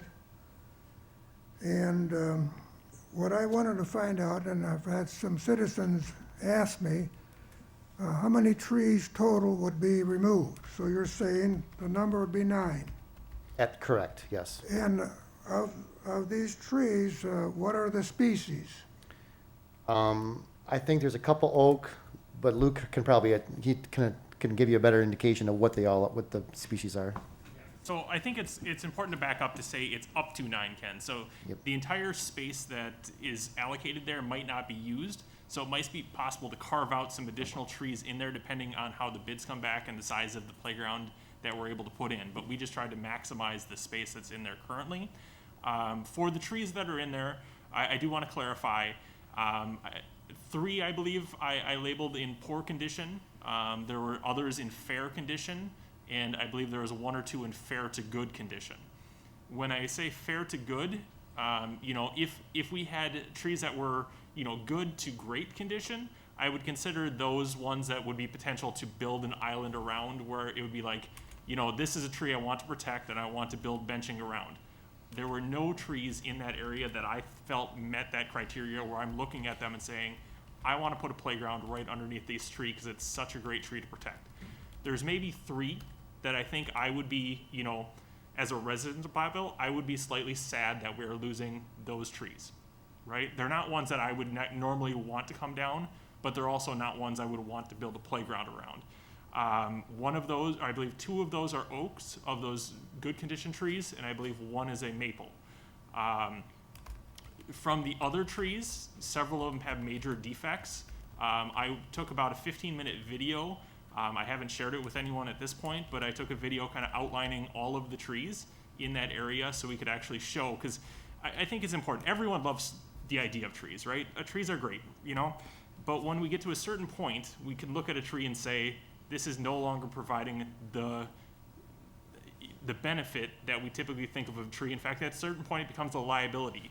And there's several up there that I would view as, after construction, they're going to be quite a liability to have in that area. So that's probably a good thing that a couple of these trees are going to be coming down with this project. And again, there are a couple that I would say, it is a sad thing. There's maybe 3 trees that I'm like, we want to make sure we have, and it sounds like we have 12 going in, to replace those decent trees. So, in the future, I think that's going to be a benefit to Smith Park, not a detriment. Because right now, the other thing in Smith Park, and I apologize for going on in trees, but a lot of those trees are of the exact same age. We're losing already 3 or 4 trees a year, and that's simply because these trees, a number of these white oaks that are in there, have reached their maximum life. I mean, the life that you expect to get out of a park tree is not what you'd get of a tree that's, in the woods. So we're already losing a number of trees a year, and we need to start another next generation of trees in that park so that we're not losing everything all at the same time, and we have a staggered, a diverse forest, not only, species-wise, but also in age-wise. So I don't look at it as an overall negative impact on the trees' health of Smith Park. The only other thing I thought about was if trees, certain trees, like I'll take the example of oak. If some of the oaks are removed within the area of this park, whatever you want to call it, oaks their root system will connect with other oaks nearby, so you have to be careful about if you take an oak out within the area, its roots might be also extending out to oaks that are beyond the area, so that's something you have to look at in the future when you start removing trees. In particular, when you remove them. So that's all I wanted to say. Sure. In a positive and a negative way, I would only point out in that when oak trees graft, they will also spread disease. And Right. I believe that's a reason that we are seeing some of the decline in the trees. So it's possible by severing some of those connections, other trees could be saved because we are severing that connection that's spreading oak wilt that is affecting some. And we have white oak that aren't as affected.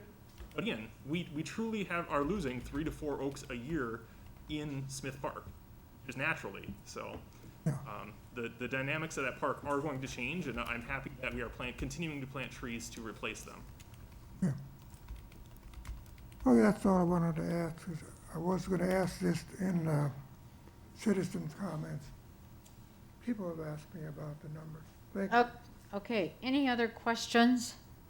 That's one resolution is to authorize submittal of the application. Let's move on before we act on that and talk about the second resolution, which is committing matching funds for the Cdbg-CV program. Joe, what does that mean? So this is a kind of a wrinkle in the system here. Usually that's a pretty standard requirement, CDBG grants, that you have to agree to match a certain amount of money. This CV program is theoretically 100% funded. But the application materials still recommend that you approve a resolution to commit matching funds, which I don't understand how we can do that when we don't know what the amount of the grant is at this point. So, so if you read the resolution, I did not put in a dollar amount. I kept it as vague as I possibly could, with the understanding that if we do get the grant and we do end up in a situation where the grant doesn't cover the full project, we may have to approve another resolution with a specific dollar amount, and that would have to be approved before we actually execute the grant contract with the state. So this is me trying to check the box. It's recommended you approve a resolution, so I want to check that box, but it might not meet the full requirements if we get down the road on that one. And in a CDBG grant, I mean, if they awarded a very small amount for a very large project, you don't have to accept a CDBG grant, That's right? correct, right. And All that's why right, they so- later they would have a grant contract that you'd have Right. to enter into. So I would let people know that if in fact this application is submitted, and how much is the total? I didn't Just total. over 2 million? 2.2 million. So if it's submitted at 2.2 million and they come back and say, we're going to give you 500,000, now you need to match the rest of it, we don't have to accept a grant of that nature. I mean, we're submitting this with kind of the belief that the majority of this grant would be funded. Okay. Barb, I have a question. With grants, does the match have to come from taxpayer money, or can that be like donations, or it can be any kind of source of? I think it can be any source of funding. Correct. There's multiple options that you Okay. can do. It can be tax dollars. It can be somebody who, wins the lottery and decides to give you money. So, Sure. Because I know that the group's doing a lot of fundraising, or they want to Correct. do some. So that So- potentially could be used as a match if it would. So this require. resolution actually references fundraising and collection of donated funds as a source of matching amounts. Again, it doesn't give an amount because we don't have a clue what that, in a lot of federal grants, it's either a 90-10 or an 80-20. So they give you this information up front. In this particular situation, we don't have that information up front. So we don't know if it's 100, if it's 95, if it's 50, if it's 20, who knows? Okay, anybody with questions on the matching fund resolution 2136? Just a clarification, Barb. So what we're saying is by adopting this matching funds, if we get a response and they say, okay, we will give you 1.5 million,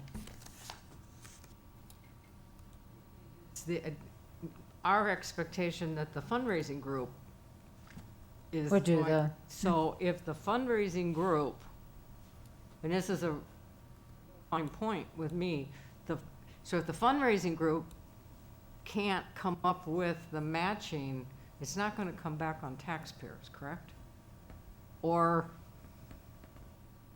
So that would be right. I So I think mean, we that's would- the discussion for you as a council is if they would come back and it would be 1.5, you can either accept that with the understanding that The remainder money has to come from somewhere else, or you can make the decision and say, all right, if we got that much, I guess you got three options. One, somebody has to cover the difference. Two, then you're doing $1.5 million and that's what you get because that's the money that was given to us if there is no require for a match. Or three, you're not going to take it. and we have time once. Oh, yeah. Oh, yeah. Notification, okay. Correct. Yeah, we probably will have more resolutions on this, as I recall having these Yeah. CDBG grants before, or making application about every other meeting. We have to have some resolution about this. Okay, so that's Resolution 2136. Resolution 2137 is adopting a policy prohibiting the use of excessive force and the barring of entrances/exits for nonviolent civil rights demonstrations. Would you care to explain that to us, Joe? I think the title is long enough to give the explanation, but that's a requirement of the grant. We don't have a choice on, you have to approve that You resolution. have to approve that resolution. Like I said, we'll have others that, you know, And actually, we have approved in the past a resolution similar to that, but they have changed the requirements slightly, so I threw it in for a new adoption. All right, one more clarification question. So with this grant, Joe, it's like Adam said, say they come back at 1.5 million and the group says, we've raised $420,275. I know we've submitted three projects, but then would the council have the option to come back and say, all right, we've got the match and the money to do option 1, but 2 and 3 will have to either go to the council for either, on the budget or maybe next year then. So we're not locked into all 3 projects or nothing that we can do, pick and choose. Yeah, we'll have to see there, like I said, there will be an award that will have some conditions. This is what we're willing to fund, so we'll have to see what the requirements on there. I think it's more likely that they'll come along and say, we're willing to fund 2 out of those 3 or whatever, and then they'll automatically drop one, and then we'll have to decide if we want to go forward with the other project without grant assistance. I think that's probably a more likely scenario if they don't fund the entire amount.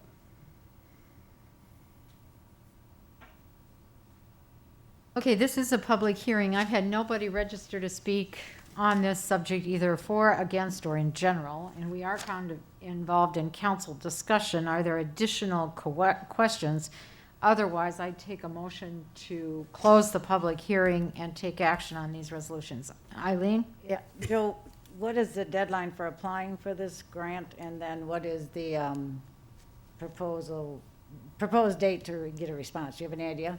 So there is no deadline. It's kind of rolling applications. We're just trying to stay ahead of whatever other communities might decide to apply, so we'd like to do this fairly soon.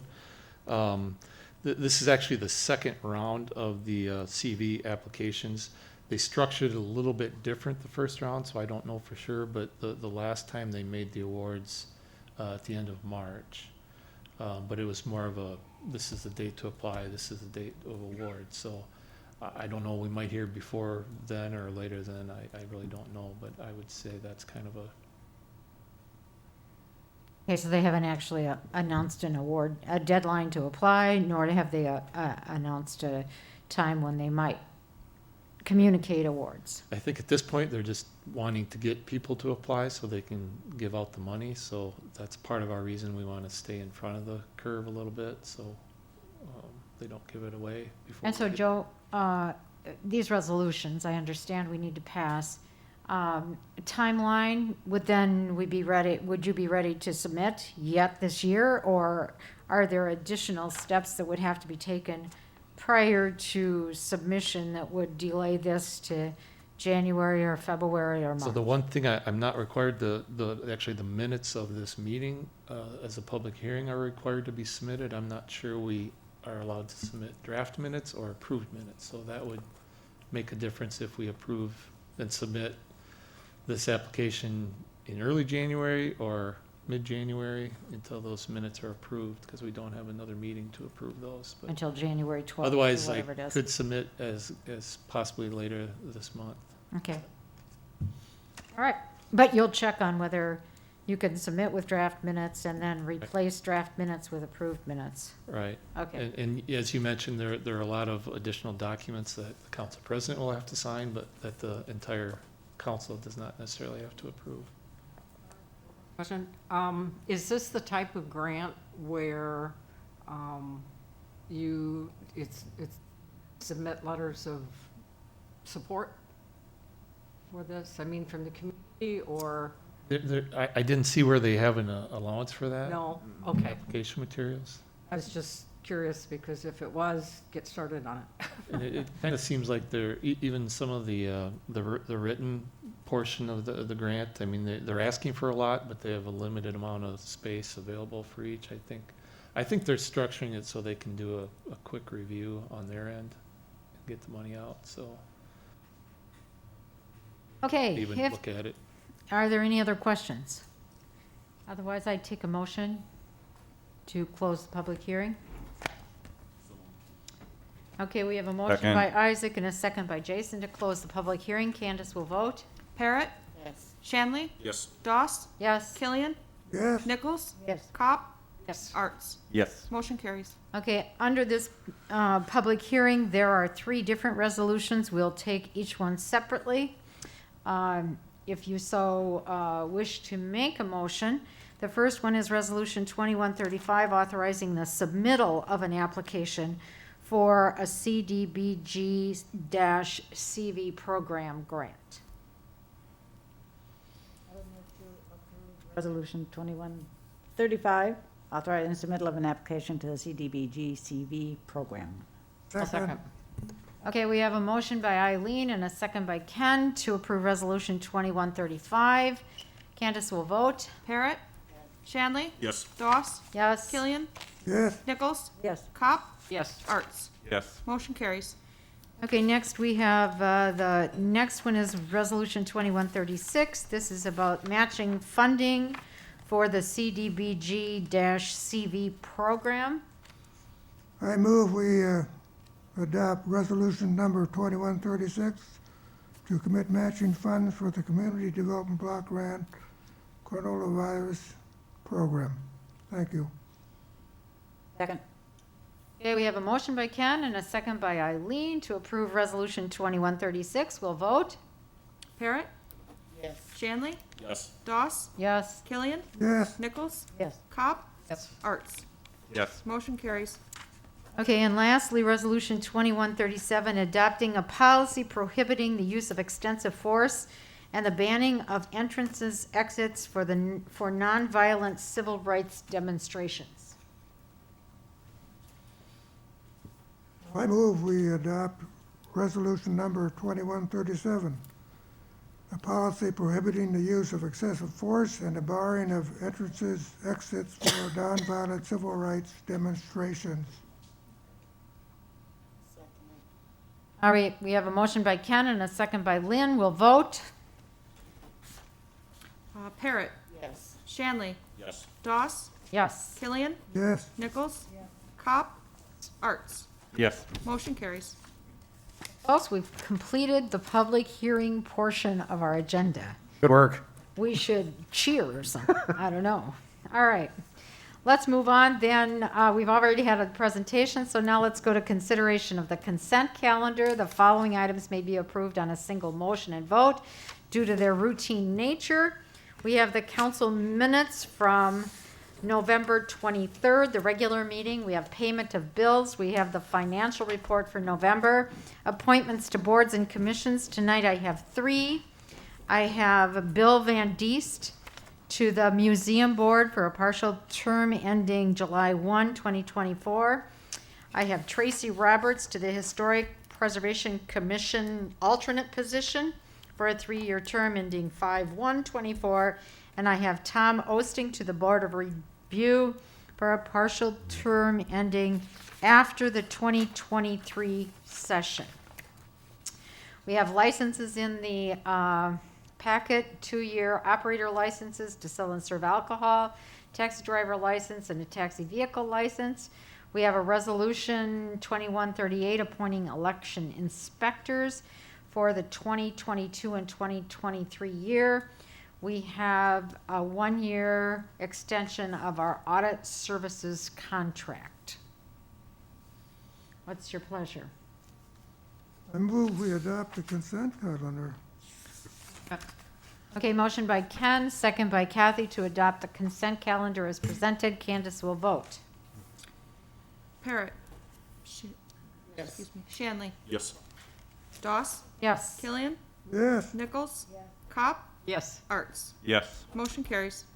Okay, next we have citizens' comments, observations, and petitions, if any. Kathy, you had asked to make a comment in this section of the agenda. Yes, I just would like to do a call out for city staff person Shannon Butson, who went to extraordinary lengths to decorate the exterior of City Hall for the holiday. I think it looks awesome, and also put a plug in for the Platteville Kiwanis who donated the wreaths that are mounted on the front of the building. So, kudos to city staff.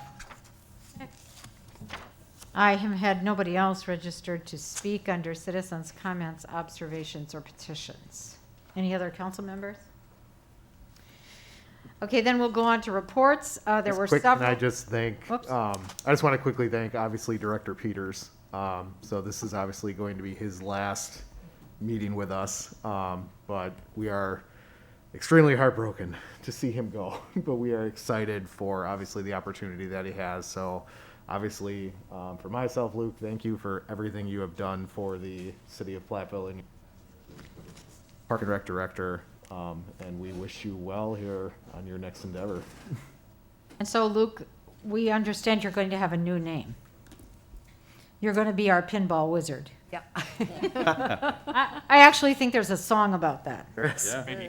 I think there's a song about that. So maybe the next time we see you, you'll be singing this song. So yes, congratulations on your new position. And yes, the city will miss you terribly in terms of what you have brought to the Parks, Recreation, and Forestry Department.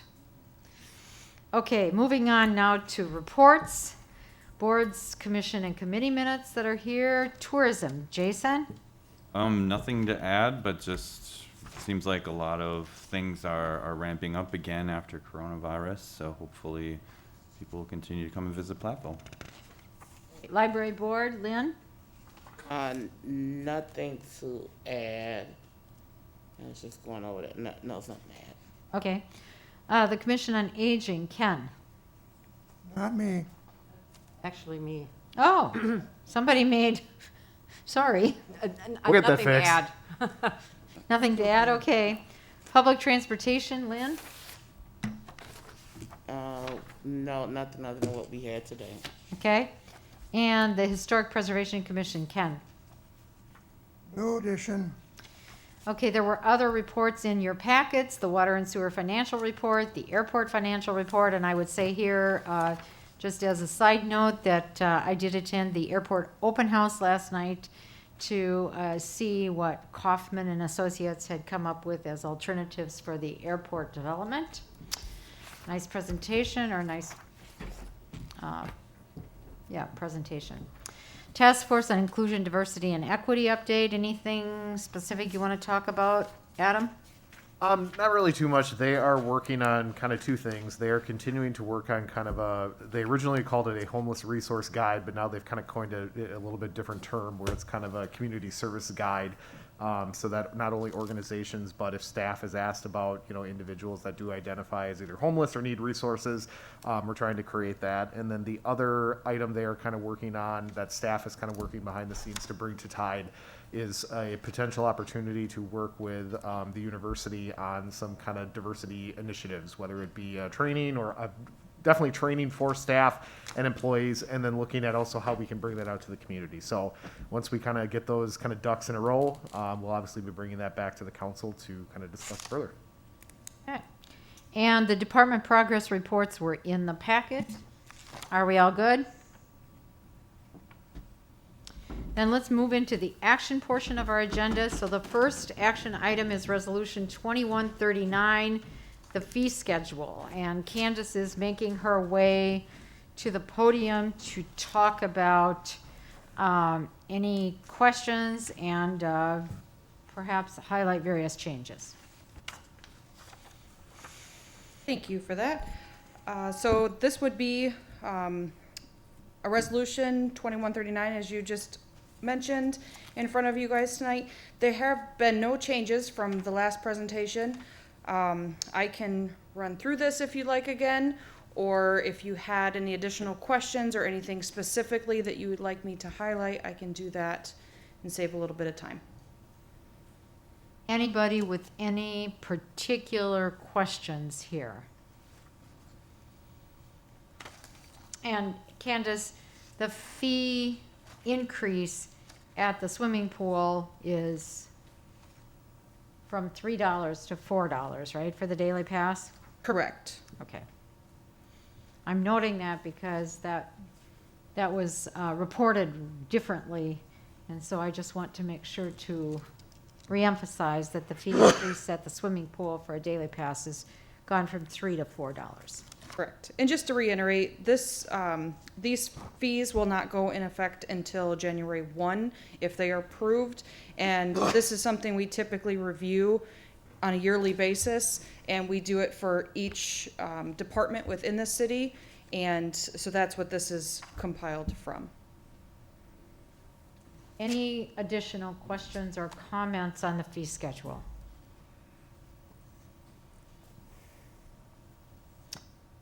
Do I hear a motion? I move to approve the fee schedule for 2022. Okay, we have a motion I'll second.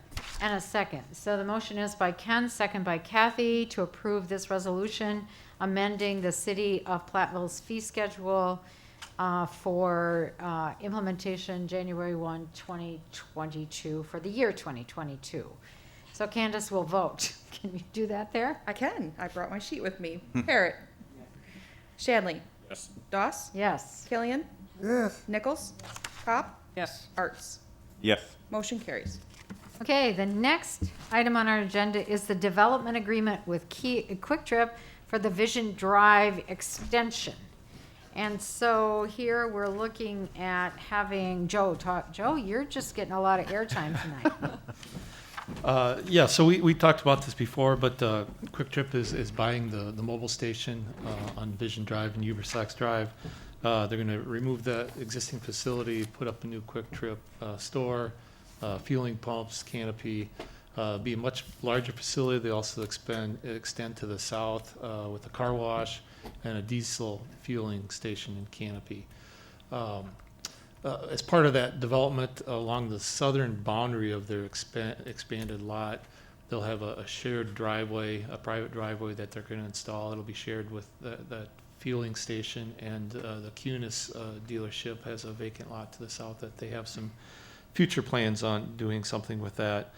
But the issue right now, the platted portion of Vision Drive extends well beyond this project area, but the actual improved street, the surface area, asphalt, curb and gutter area of Vision Drive stops short of where this shared driveway will be located as part of this project. So in order to get access to that shared driveway and use it, that Vision Drive surface area, improved area, actually needs to be extended further to the south. So Quick Trip is proposing that they will do that extension as part of their redevelopment project. They'll do it as to meet city standards, and then there's a development agreement that was drafted to outline those provisions. Basically, they're going to build it. We agree to take it over and maintain it as a public street when the project is complete. So, I mean, that's the gist of the agreement. Obviously, it's a little more complicated than that because it is a legal agreement, but that's the gist of it. The city attorney did review this, made some red line suggestions. Quick Trip's attorney has also agreed with those modifications. So the only additional change to, I think, the version that's in your packet was to make sure that you're aware that this approval would be contingent upon, or the agreement would be contingent upon them actually purchasing the property and doing the project. They have not closed yet, so just in case that all goes sideways, this agreement will not go forward as well. So otherwise, staff does recommend approval of this proposed development agreement with Quick Trip. Any questions? Any questions of Joe? Dax, do you want to come to the podium, or are you just good sitting there? Okay. Sorry, too. Okay. Any questions? So this would be, Joe is saying we should approve this contingent on or with the understanding contingent on closing on the property. Okay. Any questions? Do I hear a motion? I'd make a motion to approve the development agreement with Quick Trip and authorize the city manager to execute the document contingent upon the closing of the land transaction. second, Okay, we have a motion by Isaac and a second by Eileen to approve this development agreement with Quick Trip and authorize Adam to make that, to execute the document. And this is all contingent on your closing on that property, Quick Trip closing on that property. So Candace will vote. Parrot? Shanley? Yes. Doss? Yes. Killian? Yes. Nichols? Yes. Cop? Yes. Arts? Yes. Motion carries. And Dax, you're welcome to stay longer if you want, but you're also, it's okay if you leave too. Okay, let's see. Next on our agenda, I have to get back to my agenda after looking at all of that, is City of Platteville Employee Handbook Floating Holiday and Vacation Allocation, Allotment Change. Yes, so we had this request come to you at the last meeting, so it is up for potential action tonight, but there are two changes that I am recommending kind of as the city manager to change in the employee handbook, and that overall is the amount of hours that we allocate towards floating holiday, as well as changing up the vacation structure a little bit.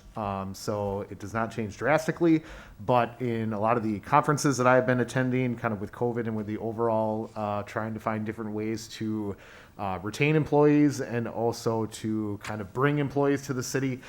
These are some of the recommendations that have been made, as well as kind of also along the lines of our inclusivity, diversity, and equity efforts. That is one of the main reasons to propose increasing the floating holiday for those individuals that don't necessarily recognize some of the typical holidays that we normally use our floating holiday for, which typically for the most part has been either Thanksgiving or right around Christmas. So this allows some of our employees or future employees to kind of have that flexibility to be able to potentially take a additional day off that would be recognized as either a religious holiday that they might have or something else that they particularly are passionate about, whether it be Martin Luther King or any other type of specific diversity or inclusive activity. As far as the handbook or the vacation structure, what we did there was again tried to make it a little bit more of an incentive for employees to see a bump every year that they're with us instead of under the current structure. It's about 7 years before an employee actually sees a bump in the amount of vacation that they're allotted. So a lot of the municipalities I've worked with in the past have gone to the structure that I'm kind of proposing, where it is a gradual increase every year. Again, it's just kind of one of those incentives. Both of these initiatives have very minimal impact on the budget because overall, again, these are both items that have to be approved. So again, if we do not have the ability or structure to approve those vacation requests, we're not going to be able to do that. So we have to make sure, we are still going to make sure from a city standpoint that we want employees to take time off, but obviously if there are issues that are occurring, we're going to be cognizant of that when we're doing that. So overall, we anticipate that this will have a very little impact on the budget, but will definitely have an impact in overall kind of retention for the employees. So the recommendation that we have for you tonight is essentially to make these proposed changes become official in the handbook, and then we would make obviously a change in adaptation to the handbook to allow these two things to be changed. Okay, questions or comments? I'm gonna jump right in there. I totally understand the need to be looking at this. But I do have some concerns and I have some questions. We just approved the city budget at our last meeting, and throughout the budget process, we never talked about this. And in the meantime, very recently, I had a concerned citizen call me regarding the need to be looking at the pay scale for the library department. So a concern I have is it may not impact the budget dollar-wise per se, but the city doesn't manufacture anything or sell anything. We provide a service. Right. So you take the number of employees and add that by the number of additional hours, I guess I would just like to see some more information come back as far as how are the departments going to handle more time off for their employees and not impact the service to the taxpayers. I'm not saying I'm opposed to it, but I would just like to have a little more information and possibly have this discussion. I understand the employee handbook is being totally reviewed. Maybe this could be brought up during discussion to review. I'm only assuming that the employee handbook would be approved by the council. It will come, and then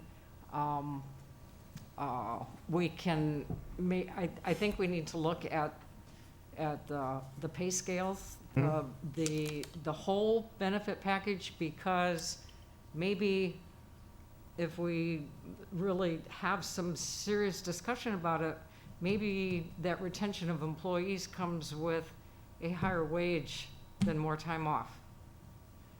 I mean, I worked in a small office, and it was a challenge when people had time off because somebody had to do the work. Right. And we were providing a service. That was a challenge. So those are my concerns. I'm not saying I'm opposed to it, but I'd just like to maybe have a little broader picture of the whole staffing thing. And I realize that, the timing, I don't want to sound like the Grinch that stole Christmas, that you want to get this on board for the 1st of January. I understand that, but just personally, I would like to have a little more time because once the process goes through, it could be implemented right away, right? I mean, it wouldn't have to, maybe it could be February 1st or something. It wouldn't have to maybe wait till, everything wait, but I'm just concerned. I think I would really like to hear how the departments would handle while doing their work, because the last thing we want to do is cut back on the service, because we've already committed to that and the tax bills are out. So that's just my 2 cents. Yeah, and I think what you bring is a very valid point. And so one of the things I would say with that is going to be a multi-step process that we're going to have to do. So if you look at, as we get to the 2022 city goals conversation, I think the first step we need to do in that is, and I agree with you 100%, I think we need to look at the overall pay scale for the city. But I think the first step we need to do is what you're going to see as one of the goals that's been identified in 2022, and that's one of the goals that I'm going to be starting to work with all of our department directors on, is we need to do first a full-blown staffing analysis department-wide to look at long-term. I think once we establish that, as far as, okay, thinking 5 years down the road, thinking 10 years down the road, how many streets employees do we think we're going to need? Is currently what we have enough? If it's not, I think once we lay that groundwork, then we go into step 2, which is, I agree with you, is just what you said. Then we need to take a look at the overall compensation and go, okay, the current, do we feel that the current compensation we have is adequate? Because it is based on 2016 data. Yes, it's been updated, but these are conversations that I continually have with the department directors as well as HR, is, as we know, the employment environment within the last 2 years has been topsy-turvy, has been turned on itself with the amount of retention, with the amount of, pay that people have had to pay to get employees in here. So I think it's going to be a multi-level conversation that occurs. And this is one kind of step in that, where I don't know if we're going to be able to implement that within a couple of months or, long term. So with this, it's kind of a way to incentivize the employees where we're getting to that point, but we want to kind of start step by step and incrementally. And this is one step that we can do with the understanding that, as you kind of indicated, Kathy, this cannot impact the service level that we have promised to the community. So yes, these benefits are available. They're very, what I would say, are minimal changes. So you're going from 16 hours to 32. That is not going to have a huge impact on kind of the ability to do floating holiday. The vacation is the one where it allows people incrementally to increase, and it's still based on that. If we're not able, because of a service level, to do that, at least they're able to carry it over. So we can kind of look at all those things, but those are the conversations that primarily occurred with the department directors. I think I'm going to boil Kathy's.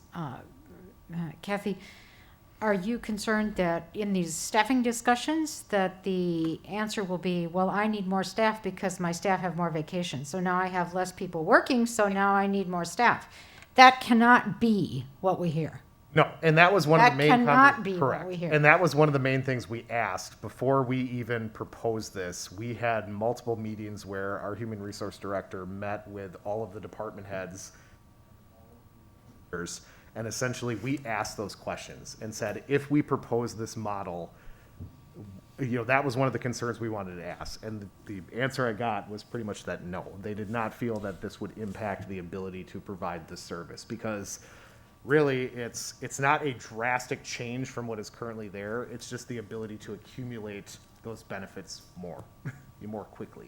Then you get to the 7 years. But that was the direct question that I made sure to ask was, okay, if we implement these changes, do you feel then that you are not going to be able to staff the day-to-day functions that we currently are providing? And the answer I heard was no. It is that they felt they would not impact the service.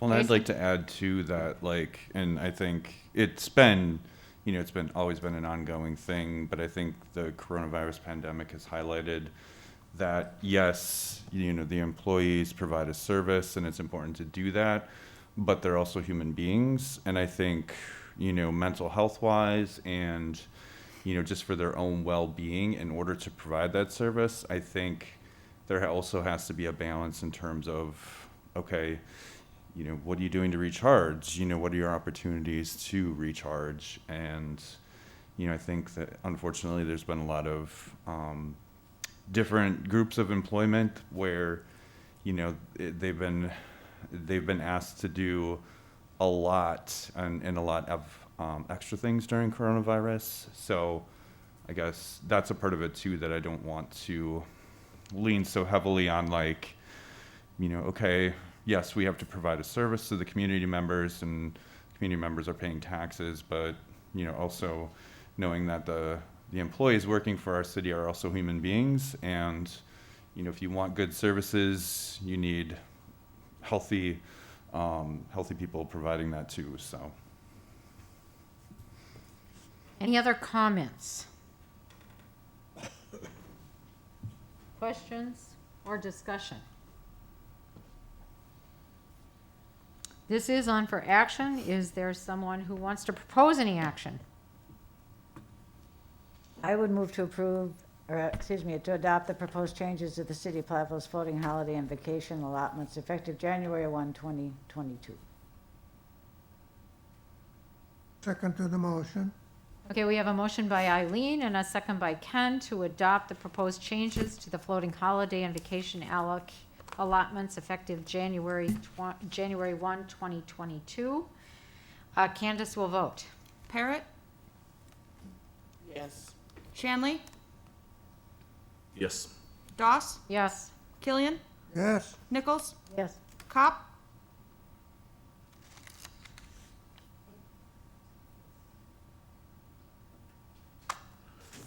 Yes. I'm sorry, Sorry. Arts. yes. Motion carries. Okay, that's the end of our agenda items for action tonight. We'll move on to information and discussion items.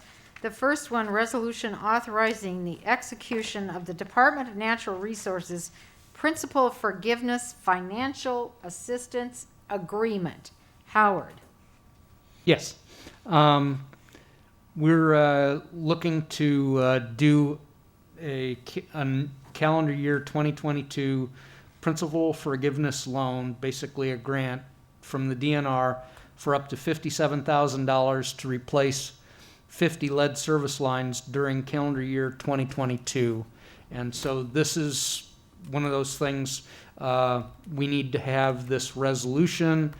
The grant requests are due on January 18th, so we have the time to get this formally approved at the next meeting in January. This is our our normal funding. I mean, it's one that we've done in the past. They did a multi-year funding initially, and then for this year, 2021, we did it as a single year, 50 in the calendar year.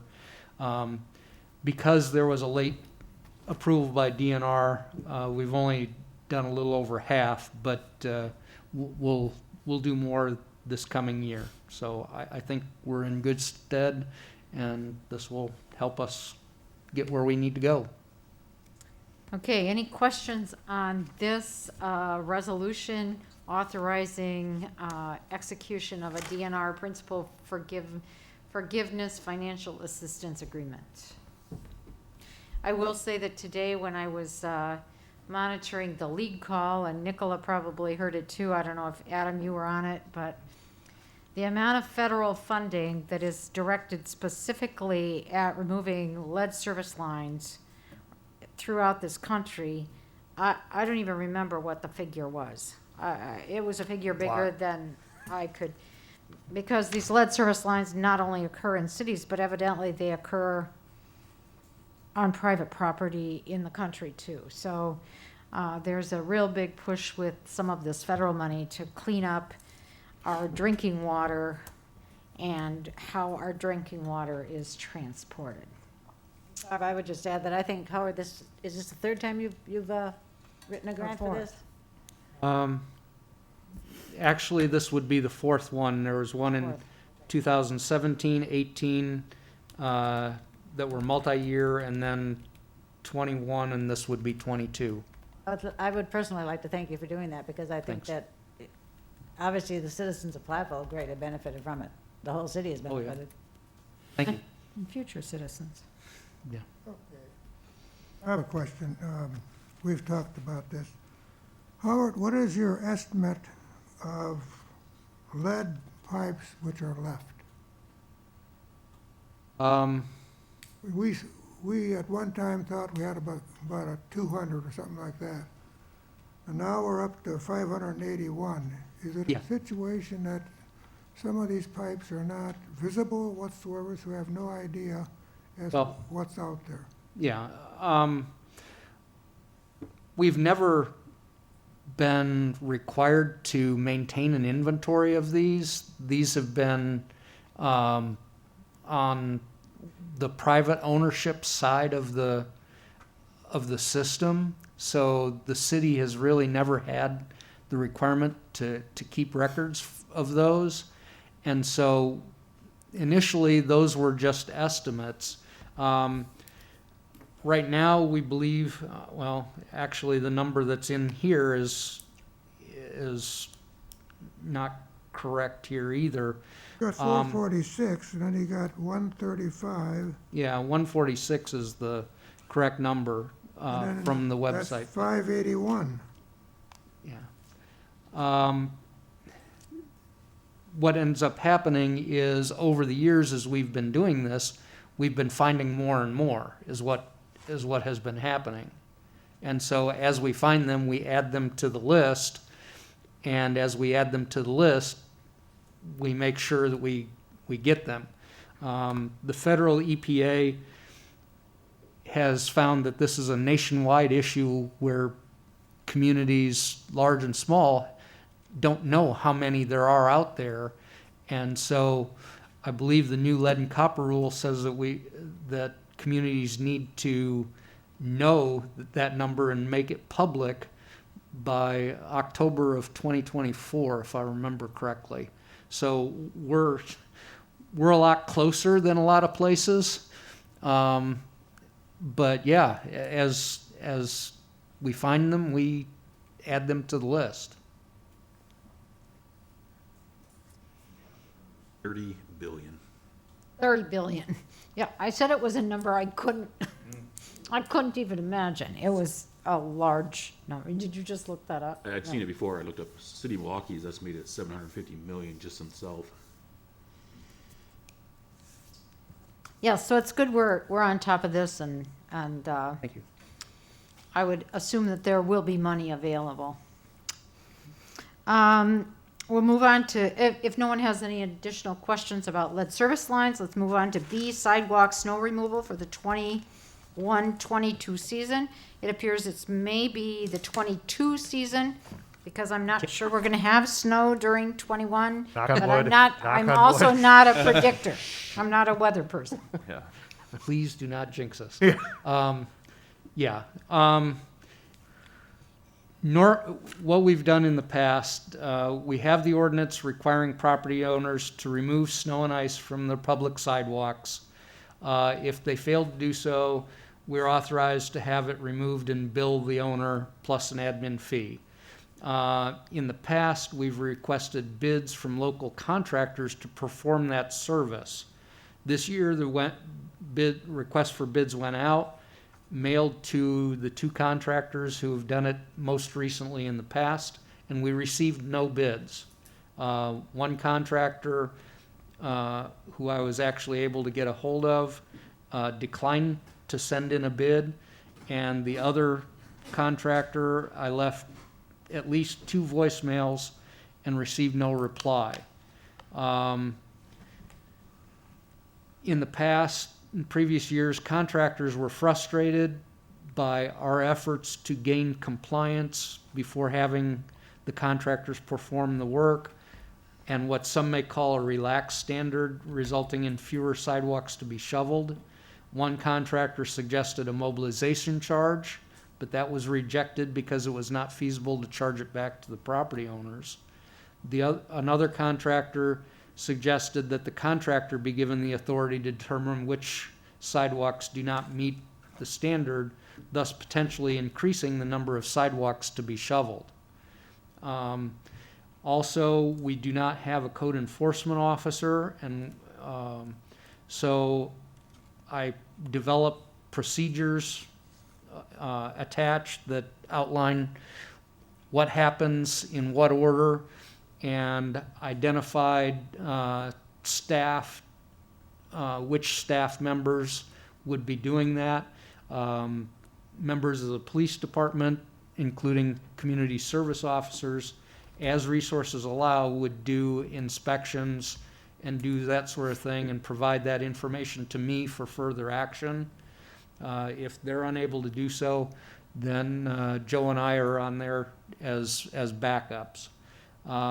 Since there's no contractor to perform the snow removal, we would have either the Parks Division or Streets Division do that as our resources allow. Our priority will still remain to clear roads, alleys, parking lots, and that takes at least 3 days. So what I'm trying to say here is that it will not be the standard enforcement timeline that people are used to, because we're unable to get assistance through contracting.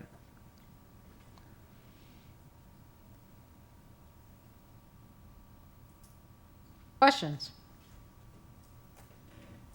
Well, I have a question. The code enforcement officer was underneath the authority of the chief of police and Howard Crowfoot. So that has changed now? Actually, under Joe Carroll. So now it's Joe Carroll instead of the chief of police. So it's shared between the two of us and not with the police department. So the police department is out of it now. You know, in the past, it was you, Howard, and the chief of police. Okay. My question is now, if an issue comes up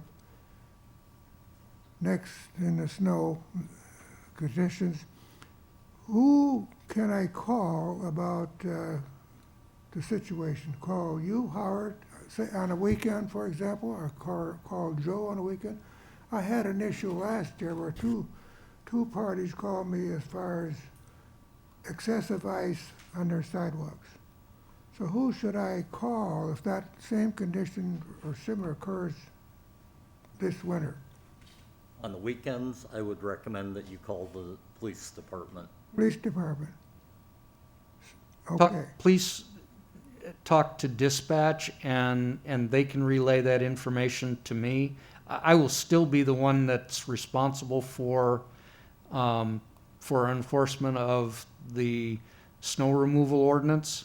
But at least this way, there is a way for people to get that information to me. So, yeah. Once we get into the other code enforcement types of actions, garbage or indoor furniture outdoors and that sort of thing, that falls under Joe's purview, and people would get a hold of him. I would hope that they wouldn't need to call somebody on the weekend for that.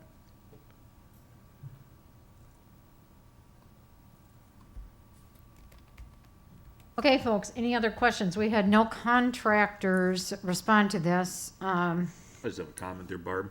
Kind of disappointed that we weren't able to at least get a bid in, but I can understand from the contract service portion of it that I believe in the last 3 or 4 years we've had either 3 or 4 different codes. We changed it this year, next year we changed again, so it's one of them situations where they're frustrated on it's not being consistent, as well as it's kind of a limited service anyway, so they've got to be prepared and not having staff, so I can kind of see that as well. Now, as for the citizens, I do take the time of doing the right thing, removing the snow, the ice off the properties. I feel bad for them when all of a sudden their neighbor might not, and now we're looking at it again where they might not have to this year. And one thing I think I'm kind of, I wouldn't say upset at this point is we're talking about this in the middle of December. This is something that should be talked about in September, October. Not, some years we've had snow in November where we've had to do the snow removal, and we would not have had anything, even if they wanted to, we wouldn't have had an order or somebody to do the work.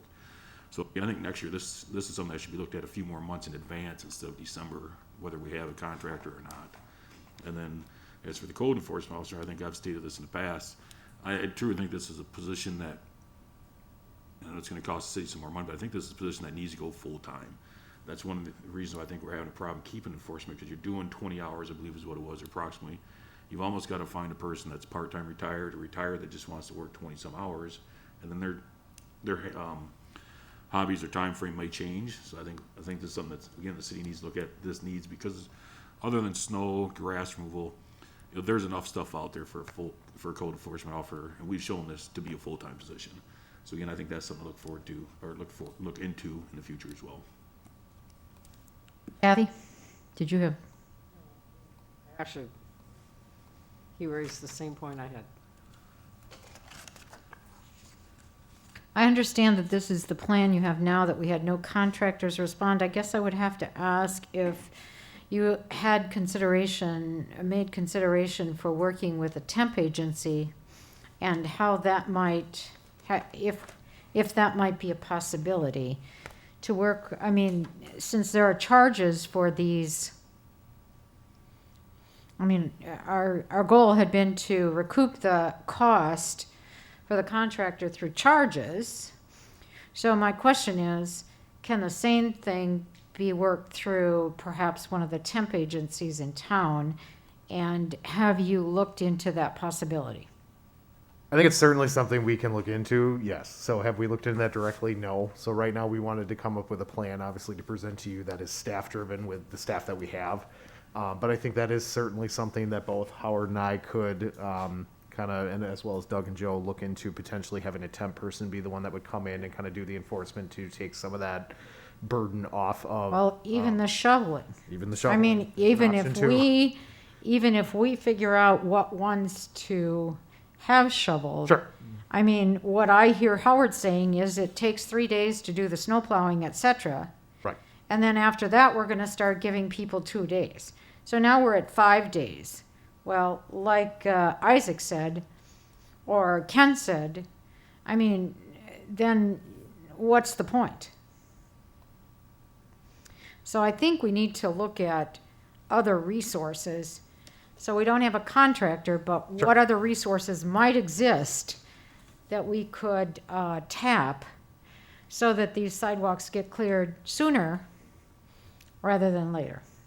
And I respect the fact that our employees that are in DPW and assisted, I think, by water and sewer even for snow removal, Right. need to be on the streets and keep those clean. So I would ask you to think more creatively perhaps about alternatives. No contractor, no city staff, so where can we go with this? And I was just wondering, like, are there any stipulations or any requirements that you need to follow? Because I know that, you know, like groups, student organizations on campus have to do like service hours, things like that. I don't know, you know, if it would, like, what the coordination with that would be and stuff, but I wonder if there might be like opportunities to kind of reach out and tap into some of that too.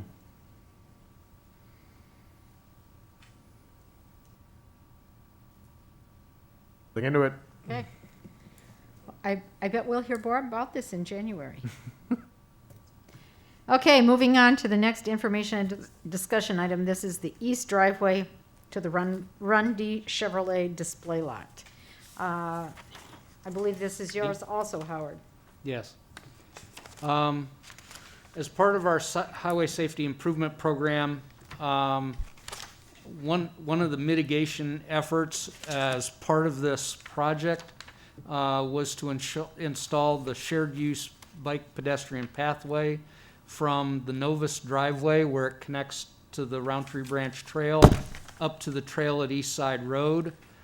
The driveway into this east lot was constructed a few years ago.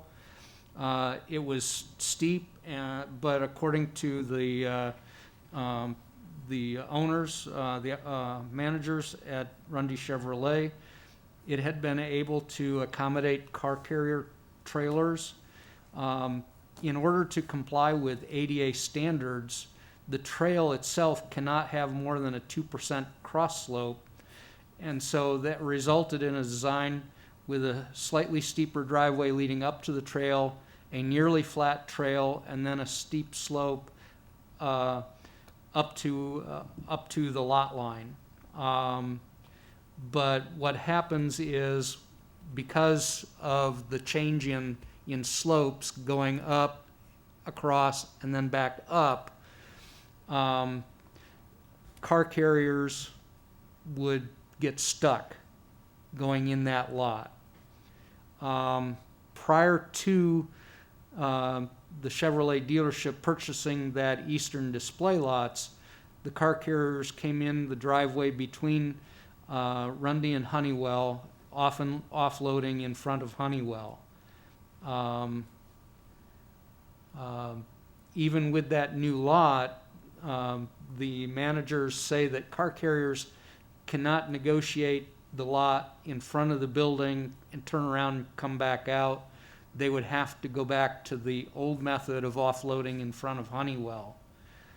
The DOT does not consider driveways to be a project cost. It is up to private property owners or cities to fund any corrections to driveways if they are needed. Property owners were given notice of the project with public information meetings. Pioneer Ford provided feedback, and they granted an easement to allow us to grade onto their private property to make the presentation less steep. What I placed in front of you was a actual design. I have Dan Dressen here from Delta 3 Engineering of what it would take based on a designed car carrier model in the computer modeling, and an updated cost estimate. So the actual cost estimate to do a project like this is actually closer to $160,000. And what it would mean is, if you look at this diagram, it would basically mean that you would start out very shallow and incrementally increase the slope as you go back into the parking area.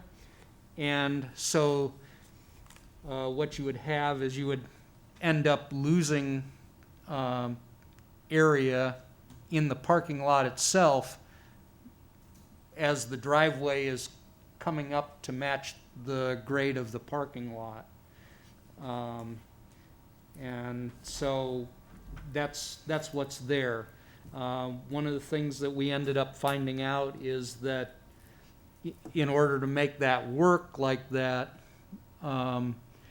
the sanitary sewer line that goes through there would be too shallow. It would be just a little bit below the actual driveway level itself, and we have costs for doing some of that work, as well as lowering of the water mains. Now, what I see at this point is the city has options.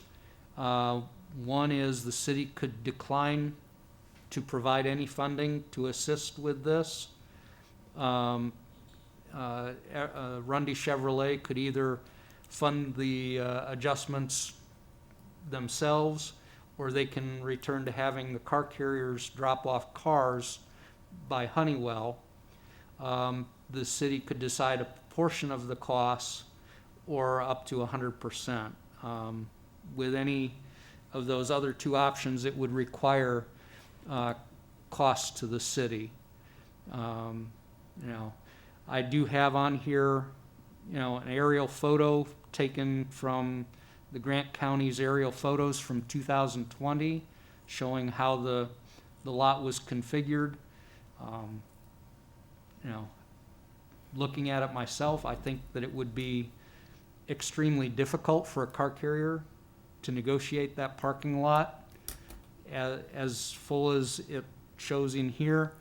Unfortunately, due to supply chain difficulties, that lot is nowhere near that full at this point, much to the detriment of the business. I have some photos that were taken a week or two ago, showing the driveway approach as it sits looking into and out of the driveway, and how the trail flat spot in the driveway is for the trail.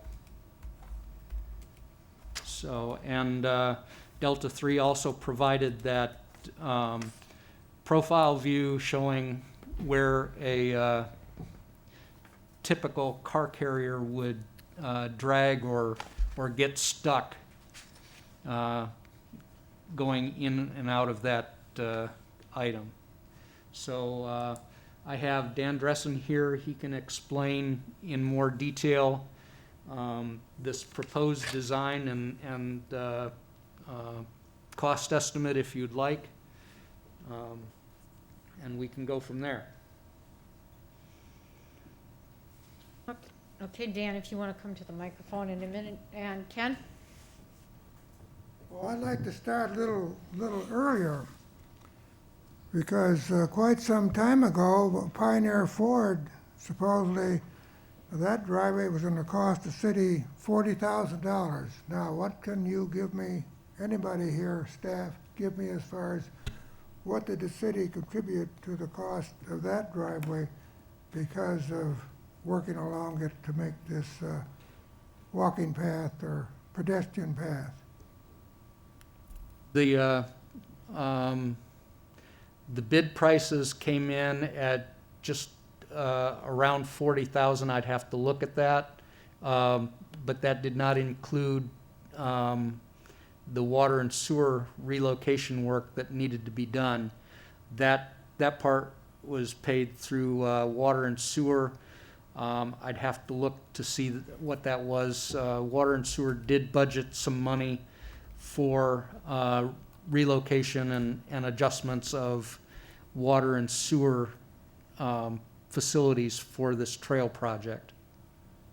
But my next question is, why is the Rundy situation coming to us at this point in time? Seems to me it should have come way back when we were looking at design. I can't see why suddenly this is, like, I'd call it dropped on us, that we have now a project, $160,000. And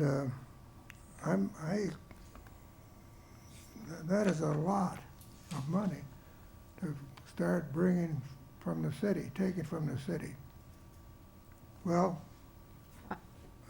Howard, did the Pioneer Ford, did you initiate the conversation with Pioneer Ford, or did they initiate the conversation?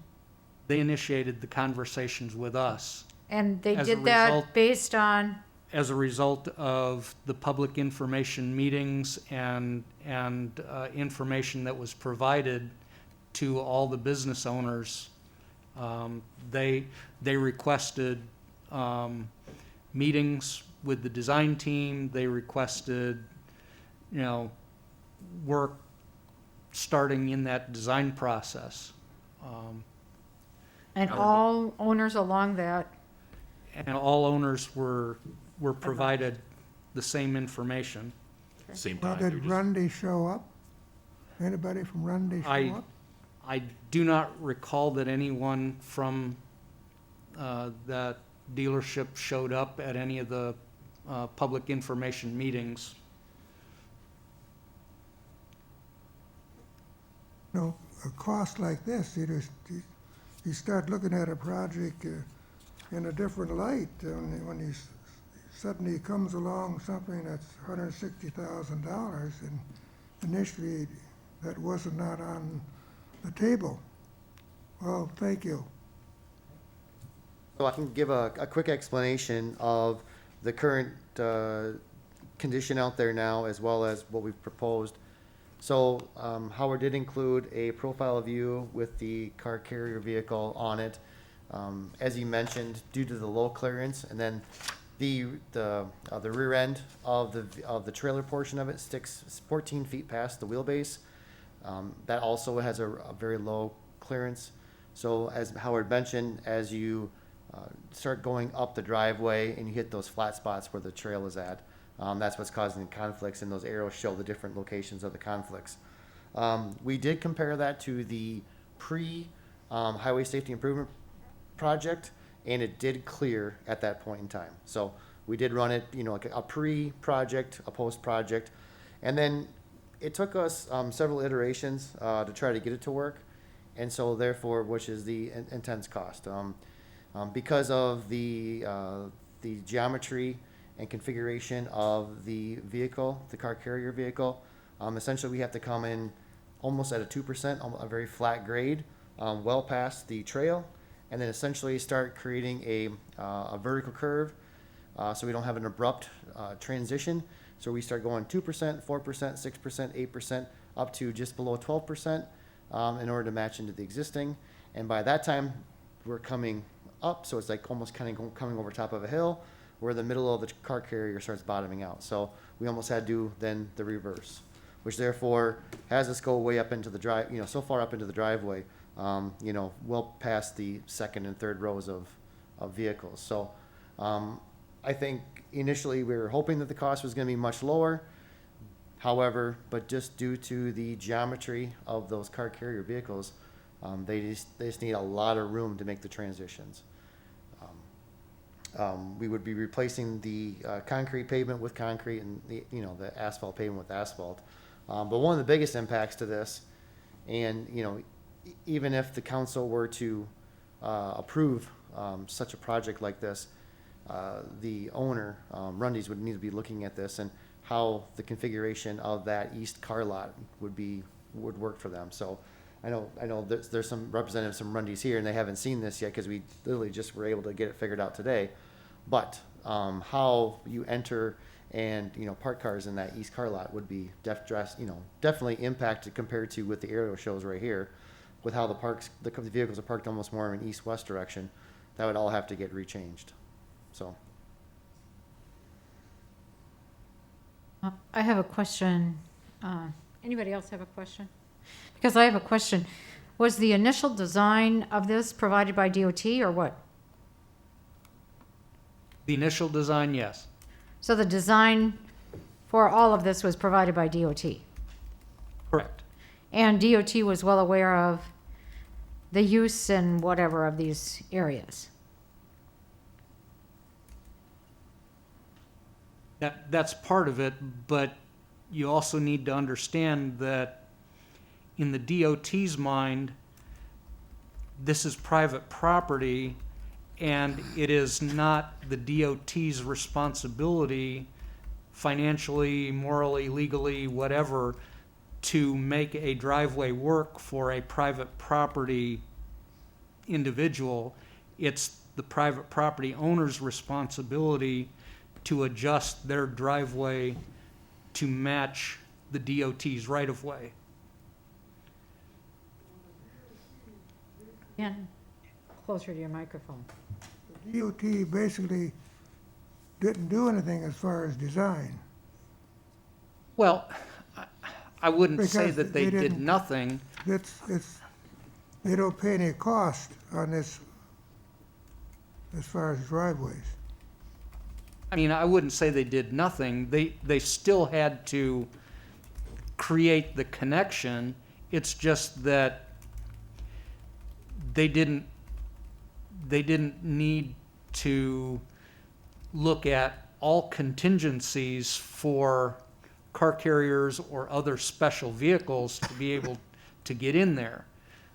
I mean, these individual cars can go in and out of that driveway generally well, unless you've got a very low clearance vehicle.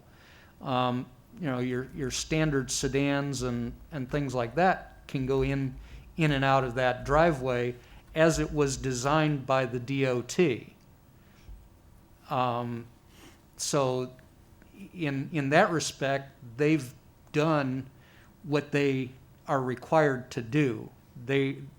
Doing additional items is beyond the scope of what they would normally do, and in their mind, either the property owner pays for that or the city pays for that. The DOT does not.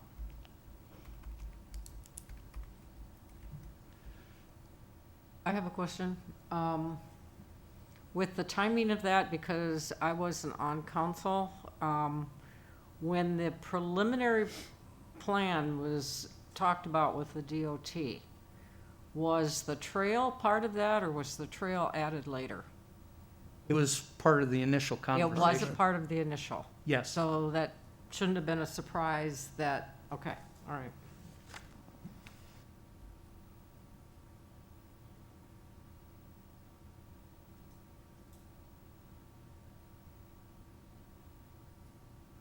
So has there been an issue with, and this might be more towards Rundy's representatives, if you were to have to go back over to the west side driveway, has there been an issue with your neighboring saying that, you know, we're not going to allow this again? Or, 'cause if I recall right, I think that driveway is somewhat split 50-50 on ownership between the Rundys as well as, I'm not sure who owns the building anymore. It's changed. Honeywell. Honeywell, yep. Yep. So,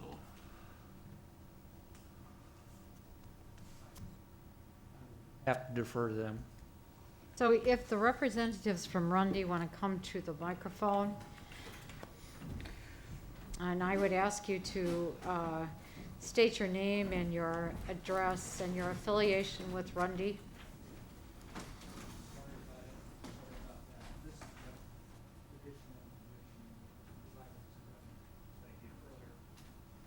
Eric Schmidt, you want the business address? No, I want your address, and then I want your affiliation with Rundy. 1560 Cornerstone Circle, and I'm the general manager in And, Platteville. and Cornerstone Circle here in Platteville? Yes. Okay. Eric. I guess, Eric, my question was, so, Just a minute, we're gonna hear from the other. Stephen McDermott. I'm at 918 Arrowhead Drive in East Dubuque, Illinois. I'm in management employed by Rundy's.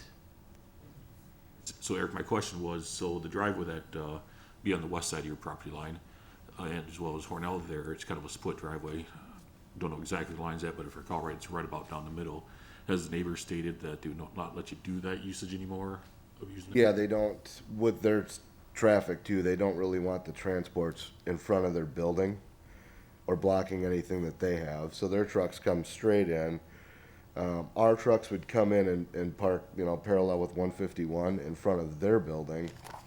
You see, we have a guardrail up in front of our lot as you turn into the left, just to prevent anybody from hitting any cars that are parked there.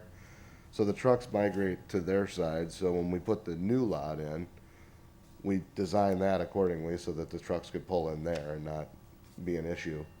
And some of the trucks used to just pull onto the shoulder of the road, which obviously is not gonna be an option anymore. Because Eric, I'm looking at two photos here, I believe it taken at two different times that were done beforehand. And based on these two photos, I don't see how his transporter would have went up that driveway in the first place. So, I mean, vehicles are roughly 18 to 20 feet long. Transporter can hold 4 in a row, so you're at 80 feet plus a semi. You're 95 feet long there, possibly 100. You know, and based on how you, obviously your inventory's down now, but when this lot is full on this picture as well as this one, the questions on that. And I guess the other question, kind of put some of the blame on the DOT engineering, as well as maybe some on your guys' part of not contacting or getting in contact with the DOT stating that, hey, this is what our use is, what can we work out at this time? And, because as Ken had said, Mr. Killian had said, you know, $160,000 to the city is quite enough to bite off. Water and sewer may take 30,000 of that, but, either way, it still comes from the taxpayers, so. This isn't something that we could see until the pavement was done. And it was kind of, If I can interrupt you, see, I think that's where if you would have contacted and been in contact with the DOT, you know, their engineers could have, you said this is what we're using it for, their engineers would have did exactly what Dan's firm has done. It's stating that due to the low clearance of these vehicles, our current grade or our proposed grade isn't gonna work, you know, so. Yeah, did you attend any of the public no, information meetings? we did not. That's what kind of what I'm getting at. You know, the other business, and I'm not saying all of them did, but, you know, everybody had a chance to. Obviously, your neighbors, the Ford dealership, and, you know, they took, I wouldn't say took advantage of it, but being they were in communications, I would hardly believe that, you know, some changes may have been made due to those conversations with them. So, those.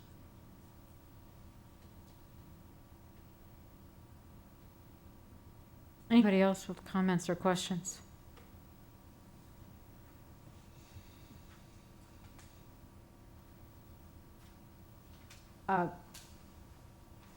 For your information, Eric, and I'm sorry I forgot your name from East Dubuque. Any increase of $47,000 is an increase of 1% in our tax rate. So when Ken and Isaac say this is a big number, this is 4% on top of tax, if the entire amount were approved.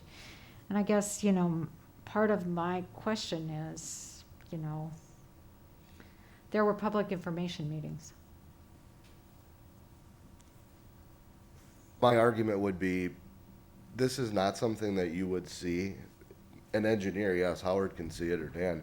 If you looked at this until it was paved, it was not something that you would say, could possibly be an issue. You know, we're not, I guess that's not our expertise, but when they were paving it, and the guy doing the paving said, I don't think this is gonna work for your application. It's like, okay. So we go out and look at, that's when you can see it. Prior to looking at a design or looking at it, you can't tell.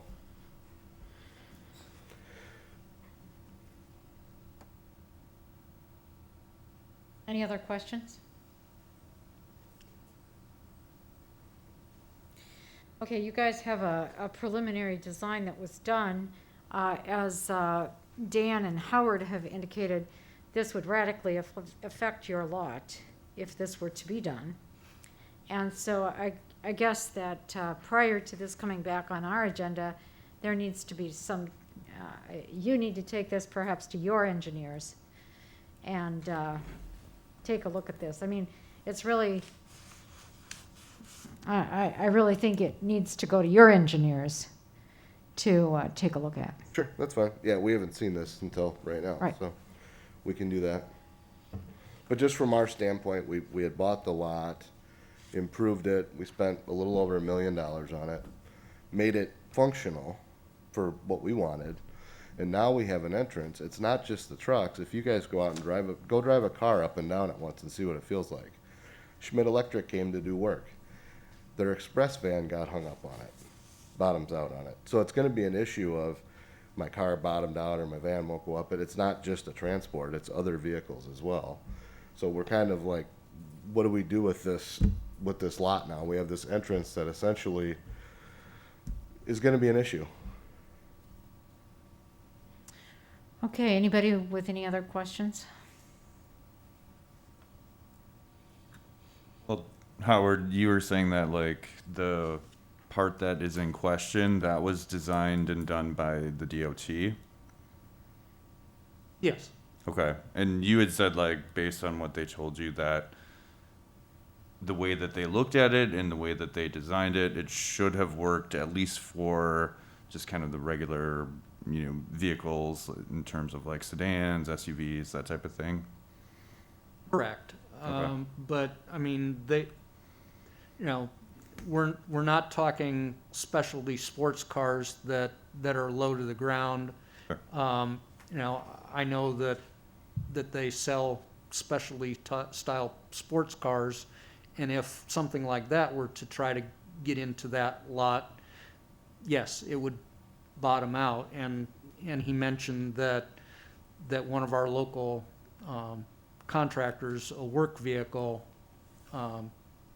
scraped or bottomed out as they were going through this as well. But does the DOT have any responsibility then in terms of how it was designed, or like in terms of making changes to that, or are they kind of like done? They're basically done. Okay. I mean, they, the initial design was a 1.5% slope across the trail. The max allowable by ADA standards is 2%.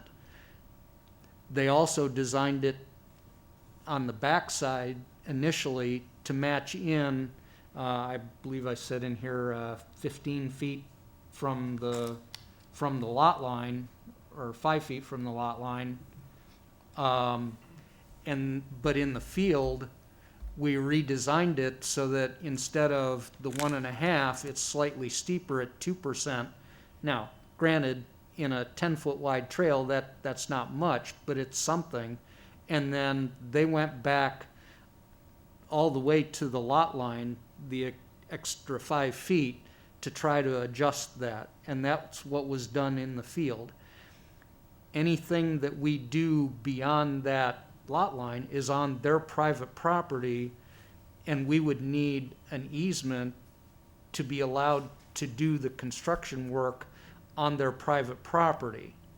And so, basically the DOT's responsibility ends with matching in at or before the right-of-way line. And that's what they did. So as far as they're concerned, they've done what they need to do. And if it needs to be modified, then it doesn't fall on them. Howard, you had stated that, I think you put it as we designed it on the field. Yours, we is the DOT in the field, or? Well, engineer John Gantenbein he, through his firm, was hired by the DOT to be the on-site project inspector, and because he's also a licensed engineer, he was able to do those modifications basically on the fly, as I said, within the right-of-way, to make it a little bit better than what the original design was. But it wasn't, I mean, it's not fully adequate for a car carrier. I get that, but I was getting And- at, so Mr. Ganveen, so at DOT's direction or at the city's direction to do it on the fly, being he was a DOT engineer? That was my question. He worked with me and with the DOT both to make sure that it was improved over the original design. And like I say, Dan and his engineering team did this preliminary drawing over the last couple of weeks here that would show what it would take to do a full redesign of this driveway in order to allow car carriers to go in and out. And it would extend back into the private parking area quite a significant way. Okay, well, folks, you guys need to look at your engineers too and that lot, and I assume that you'll be meeting with Howard and others before we see this again at the council level. Okay, thank you. Thanks. Next on our information and discussion schedule at 10:10 are the 2022 city goals. So don't get scared. This is not something we're talking about tonight. What this is more of a homework assignment for obviously you as council members. So if you recall, kind of during the strategic planning process in August, we looked at what we had in the strategic plan for 2022 goals, and then also talked about some initiatives that you would like to see as a council. We also talked about staff goals that obviously we would like to see, as I talked about looking into doing a full-fledged kind of staffing analysis plan for 2022. So the homework assignment essentially for you guys for the next meeting is to look over this list and see if there is anything that was missed or anything you would like to see added as potential goals that you would like to see us as city staff, and obviously you as a council try to accomplish in 2022. So this was pretty much pulling everything from the strategic plan, looking into those individual things we want to see or I want to see as kind of the city manager, looking into our 2022 projects, and then some of the goals and initiatives that were established by the council in regards to marketing. So what I would like you to do is look at this list. If you see anything that you think needs to be added or altered or changed, please get those to me, so that then when we hit the January 11th meeting, potentially if there is anything that needs to be added, it then could be voted on at that meeting to be approved, and then we can kind of hit the ground running. If not, we can obviously delay it to the next meeting or table it. But the intention is this would come back as an action item, as we've done since I've gotten here, to kind of kickstart the goal process. So just take a look at this information, and if you see anything that needs to be added, send it my way. Okay, everybody understand that? Okay, well, that concludes the information and discussion items. We do have 2 closed sessions scheduled.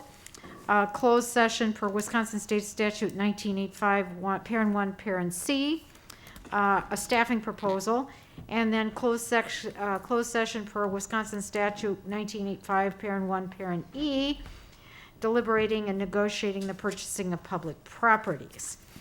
It is possible that after this, we might return to open session to take action on an item. So tonight's motion would be to adjourn to closed session with the option of returning to open session to take action after closed session.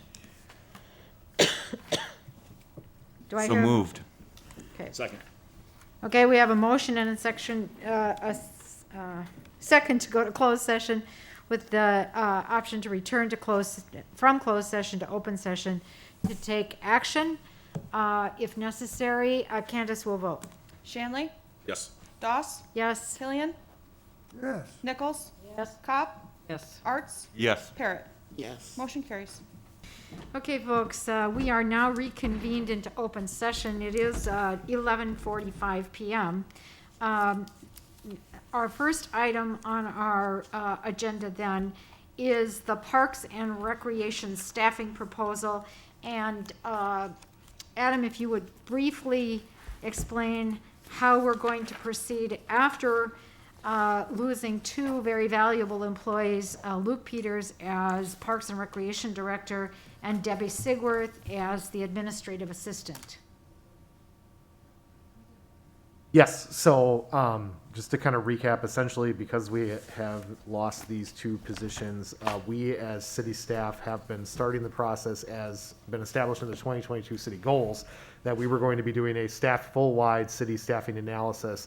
This is something that has been in the works since I came here as the city manager. So what we are potentially, the proposal that is front of you tonight as a council is to, again, we are actively recruiting for the Park and Rec director, but we would be taking Debbie's position, that was formerly Debbie's position, and calling that a recreation and community events programmer, and having that be a full-time position. And then the duties that she primarily was doing on the side as assisting other department heads would be filled with a full-time city hall receptionist or office assistant, something along those lines, that we would then be actively recruiting. After recruiting those positions and finding out what the potential financial impact would be, potentially that would be a budget amendment then that we would be bringing back to the council after we have figured out the true impact of those positions, and then explaining kind of how we will be funding those positions and the impact that would have. Okay, so everybody understands this is an opportunity that is existing now due to two resignations, and as Adam has explained, there has been discussion about a more comprehensive staffing plan, and while we're extremely sad to lose these two employees, it does give us the opportunity to perhaps implement that plan. So we would, the question in front of us in a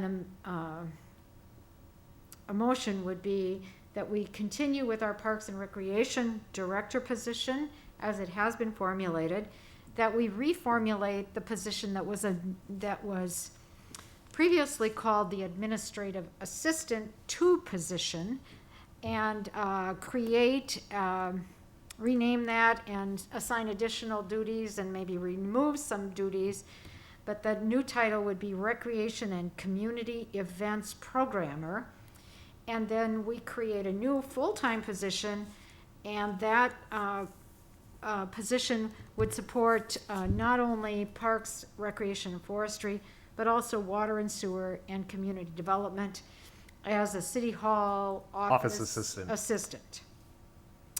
The budget impact of this we will talk about after the recruitment is done, but we do know that this would create one additional full-time position. So, do we have any questions, or do we have a motion? So moved. Second. Okay, we have a motion by Jason and a second by Ken to proceed with this staffing plan that includes the recreation director, the recreation and community events programmer, and the city hall office assistant. We'll vote. Candace. Lynn Parrott, Yes. Isaac Shanley, Yes. Barbara Doss, Yes. Ken Killian, Yes. Eileen Nichols, Yes. Kathy Kopp, Yes. Jason Arts. Yes. Motion carries. Okay, the second item on our reconvened agenda deals with the possible acquisition by the city of Platteville of the Platteville Armory. Do you want to give a very brief Yes, so recap? essentially, yep, the city has been contacted by the Department of Military Affairs to, I guess, inquire if we would be interested in repurchasing the Platteville Armory for roughly $1. What that would entail is the DMA would send a letter of recommendation to the governor, and I believe the, Howard, is it adjunct general? I want to make sure I'm saying that. Adjutant, there we go, general, recommending that transfer. So potentially, as kind of was discussed, the opportunities there is the city would be able to continue to use the recreation programming that it does out of the armory. There would be the potential opportunity for some economic development options. The concerns, obviously, that are addressed or have been addressed by city staff is the additional costs that are truly unknown, which would be, the utility costs, potentially the maintenance costs, some of the, with it being an older building, the abatement that would be needed to be done for certain items. And then obviously, as we've talked about, the long-term staffing needs that would have to be established with that position. So you really have two options in front of you. Either we can take on the armory, or essentially you would be directing city staff to graciously thank them for the opportunity, but pass. Okay, so again, this is an opportunity for us, a $1 opportunity, and as we've learned from one of our council members, we actually sold it to the military for $50 in 1982, so I guess, you know, they're willing to sell it back to us for even less. But sometimes the sale is, what do you call that? I don't know. So, folks, what is your pleasure? We could either have a motion to authorize the acquisition of this armory for $1, or we could have a motion to ask staff to politely and courteously suggest to the military that they might want to find another buyer. Barb, I'd make a motion to authorize city staff, or excuse me, staff/city manager to direct the Department of Military Affairs list of property for sale. Second. Okay, we have a motion by Isaac and a second by Jason to ask city staff to work with the Department of Military Affairs to list the property. In other words, the city would not be purchasing it for $1. How soon do we have to notify them? I don't think there's a deadline, but technically I would probably do it within the week if given whatever decision you guys make. Okay, any other questions?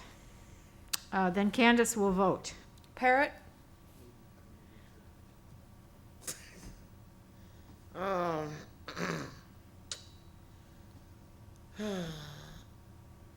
No. Shanley, Yes. Doss, Yes. Killian, No. Nichols, No. Cop, Okay, it's almost midnight. What was your motion? My motion was to direct the city staff/city To manager. not buy it. To not buy it. With Isaac. So you say yes. Yes. Arts. I'm going to say yes as well. Motion carries. Okay, I need one more motion. Can we make a comment here about this? Sure, you can make a comment. Well, what I see in this is, where are the citizens of Platteville gonna make any input on this whatsoever? We just have a few council members deciding on something that, to me, is very important as a building and has possibility. Well, my understanding is that any resident of Platteville now would have the opportunity to probably buy it. This is simply saying the city isn't going to take on this building and add it to, it doesn't say anything else, it just says the city isn't going to purchase this building. You haven't gotten any input from the citizens at all, have you? Okay, there's one motion that's left to be Motion made. to adjourn. Okay, we have a motion to adjourn and a second from Eileen and Isaac. All in favor, say aye. Aye. Any opposed? You're opposed, Lynn? I said no. Oh. I'm happy to say that we got this meeting done yet today.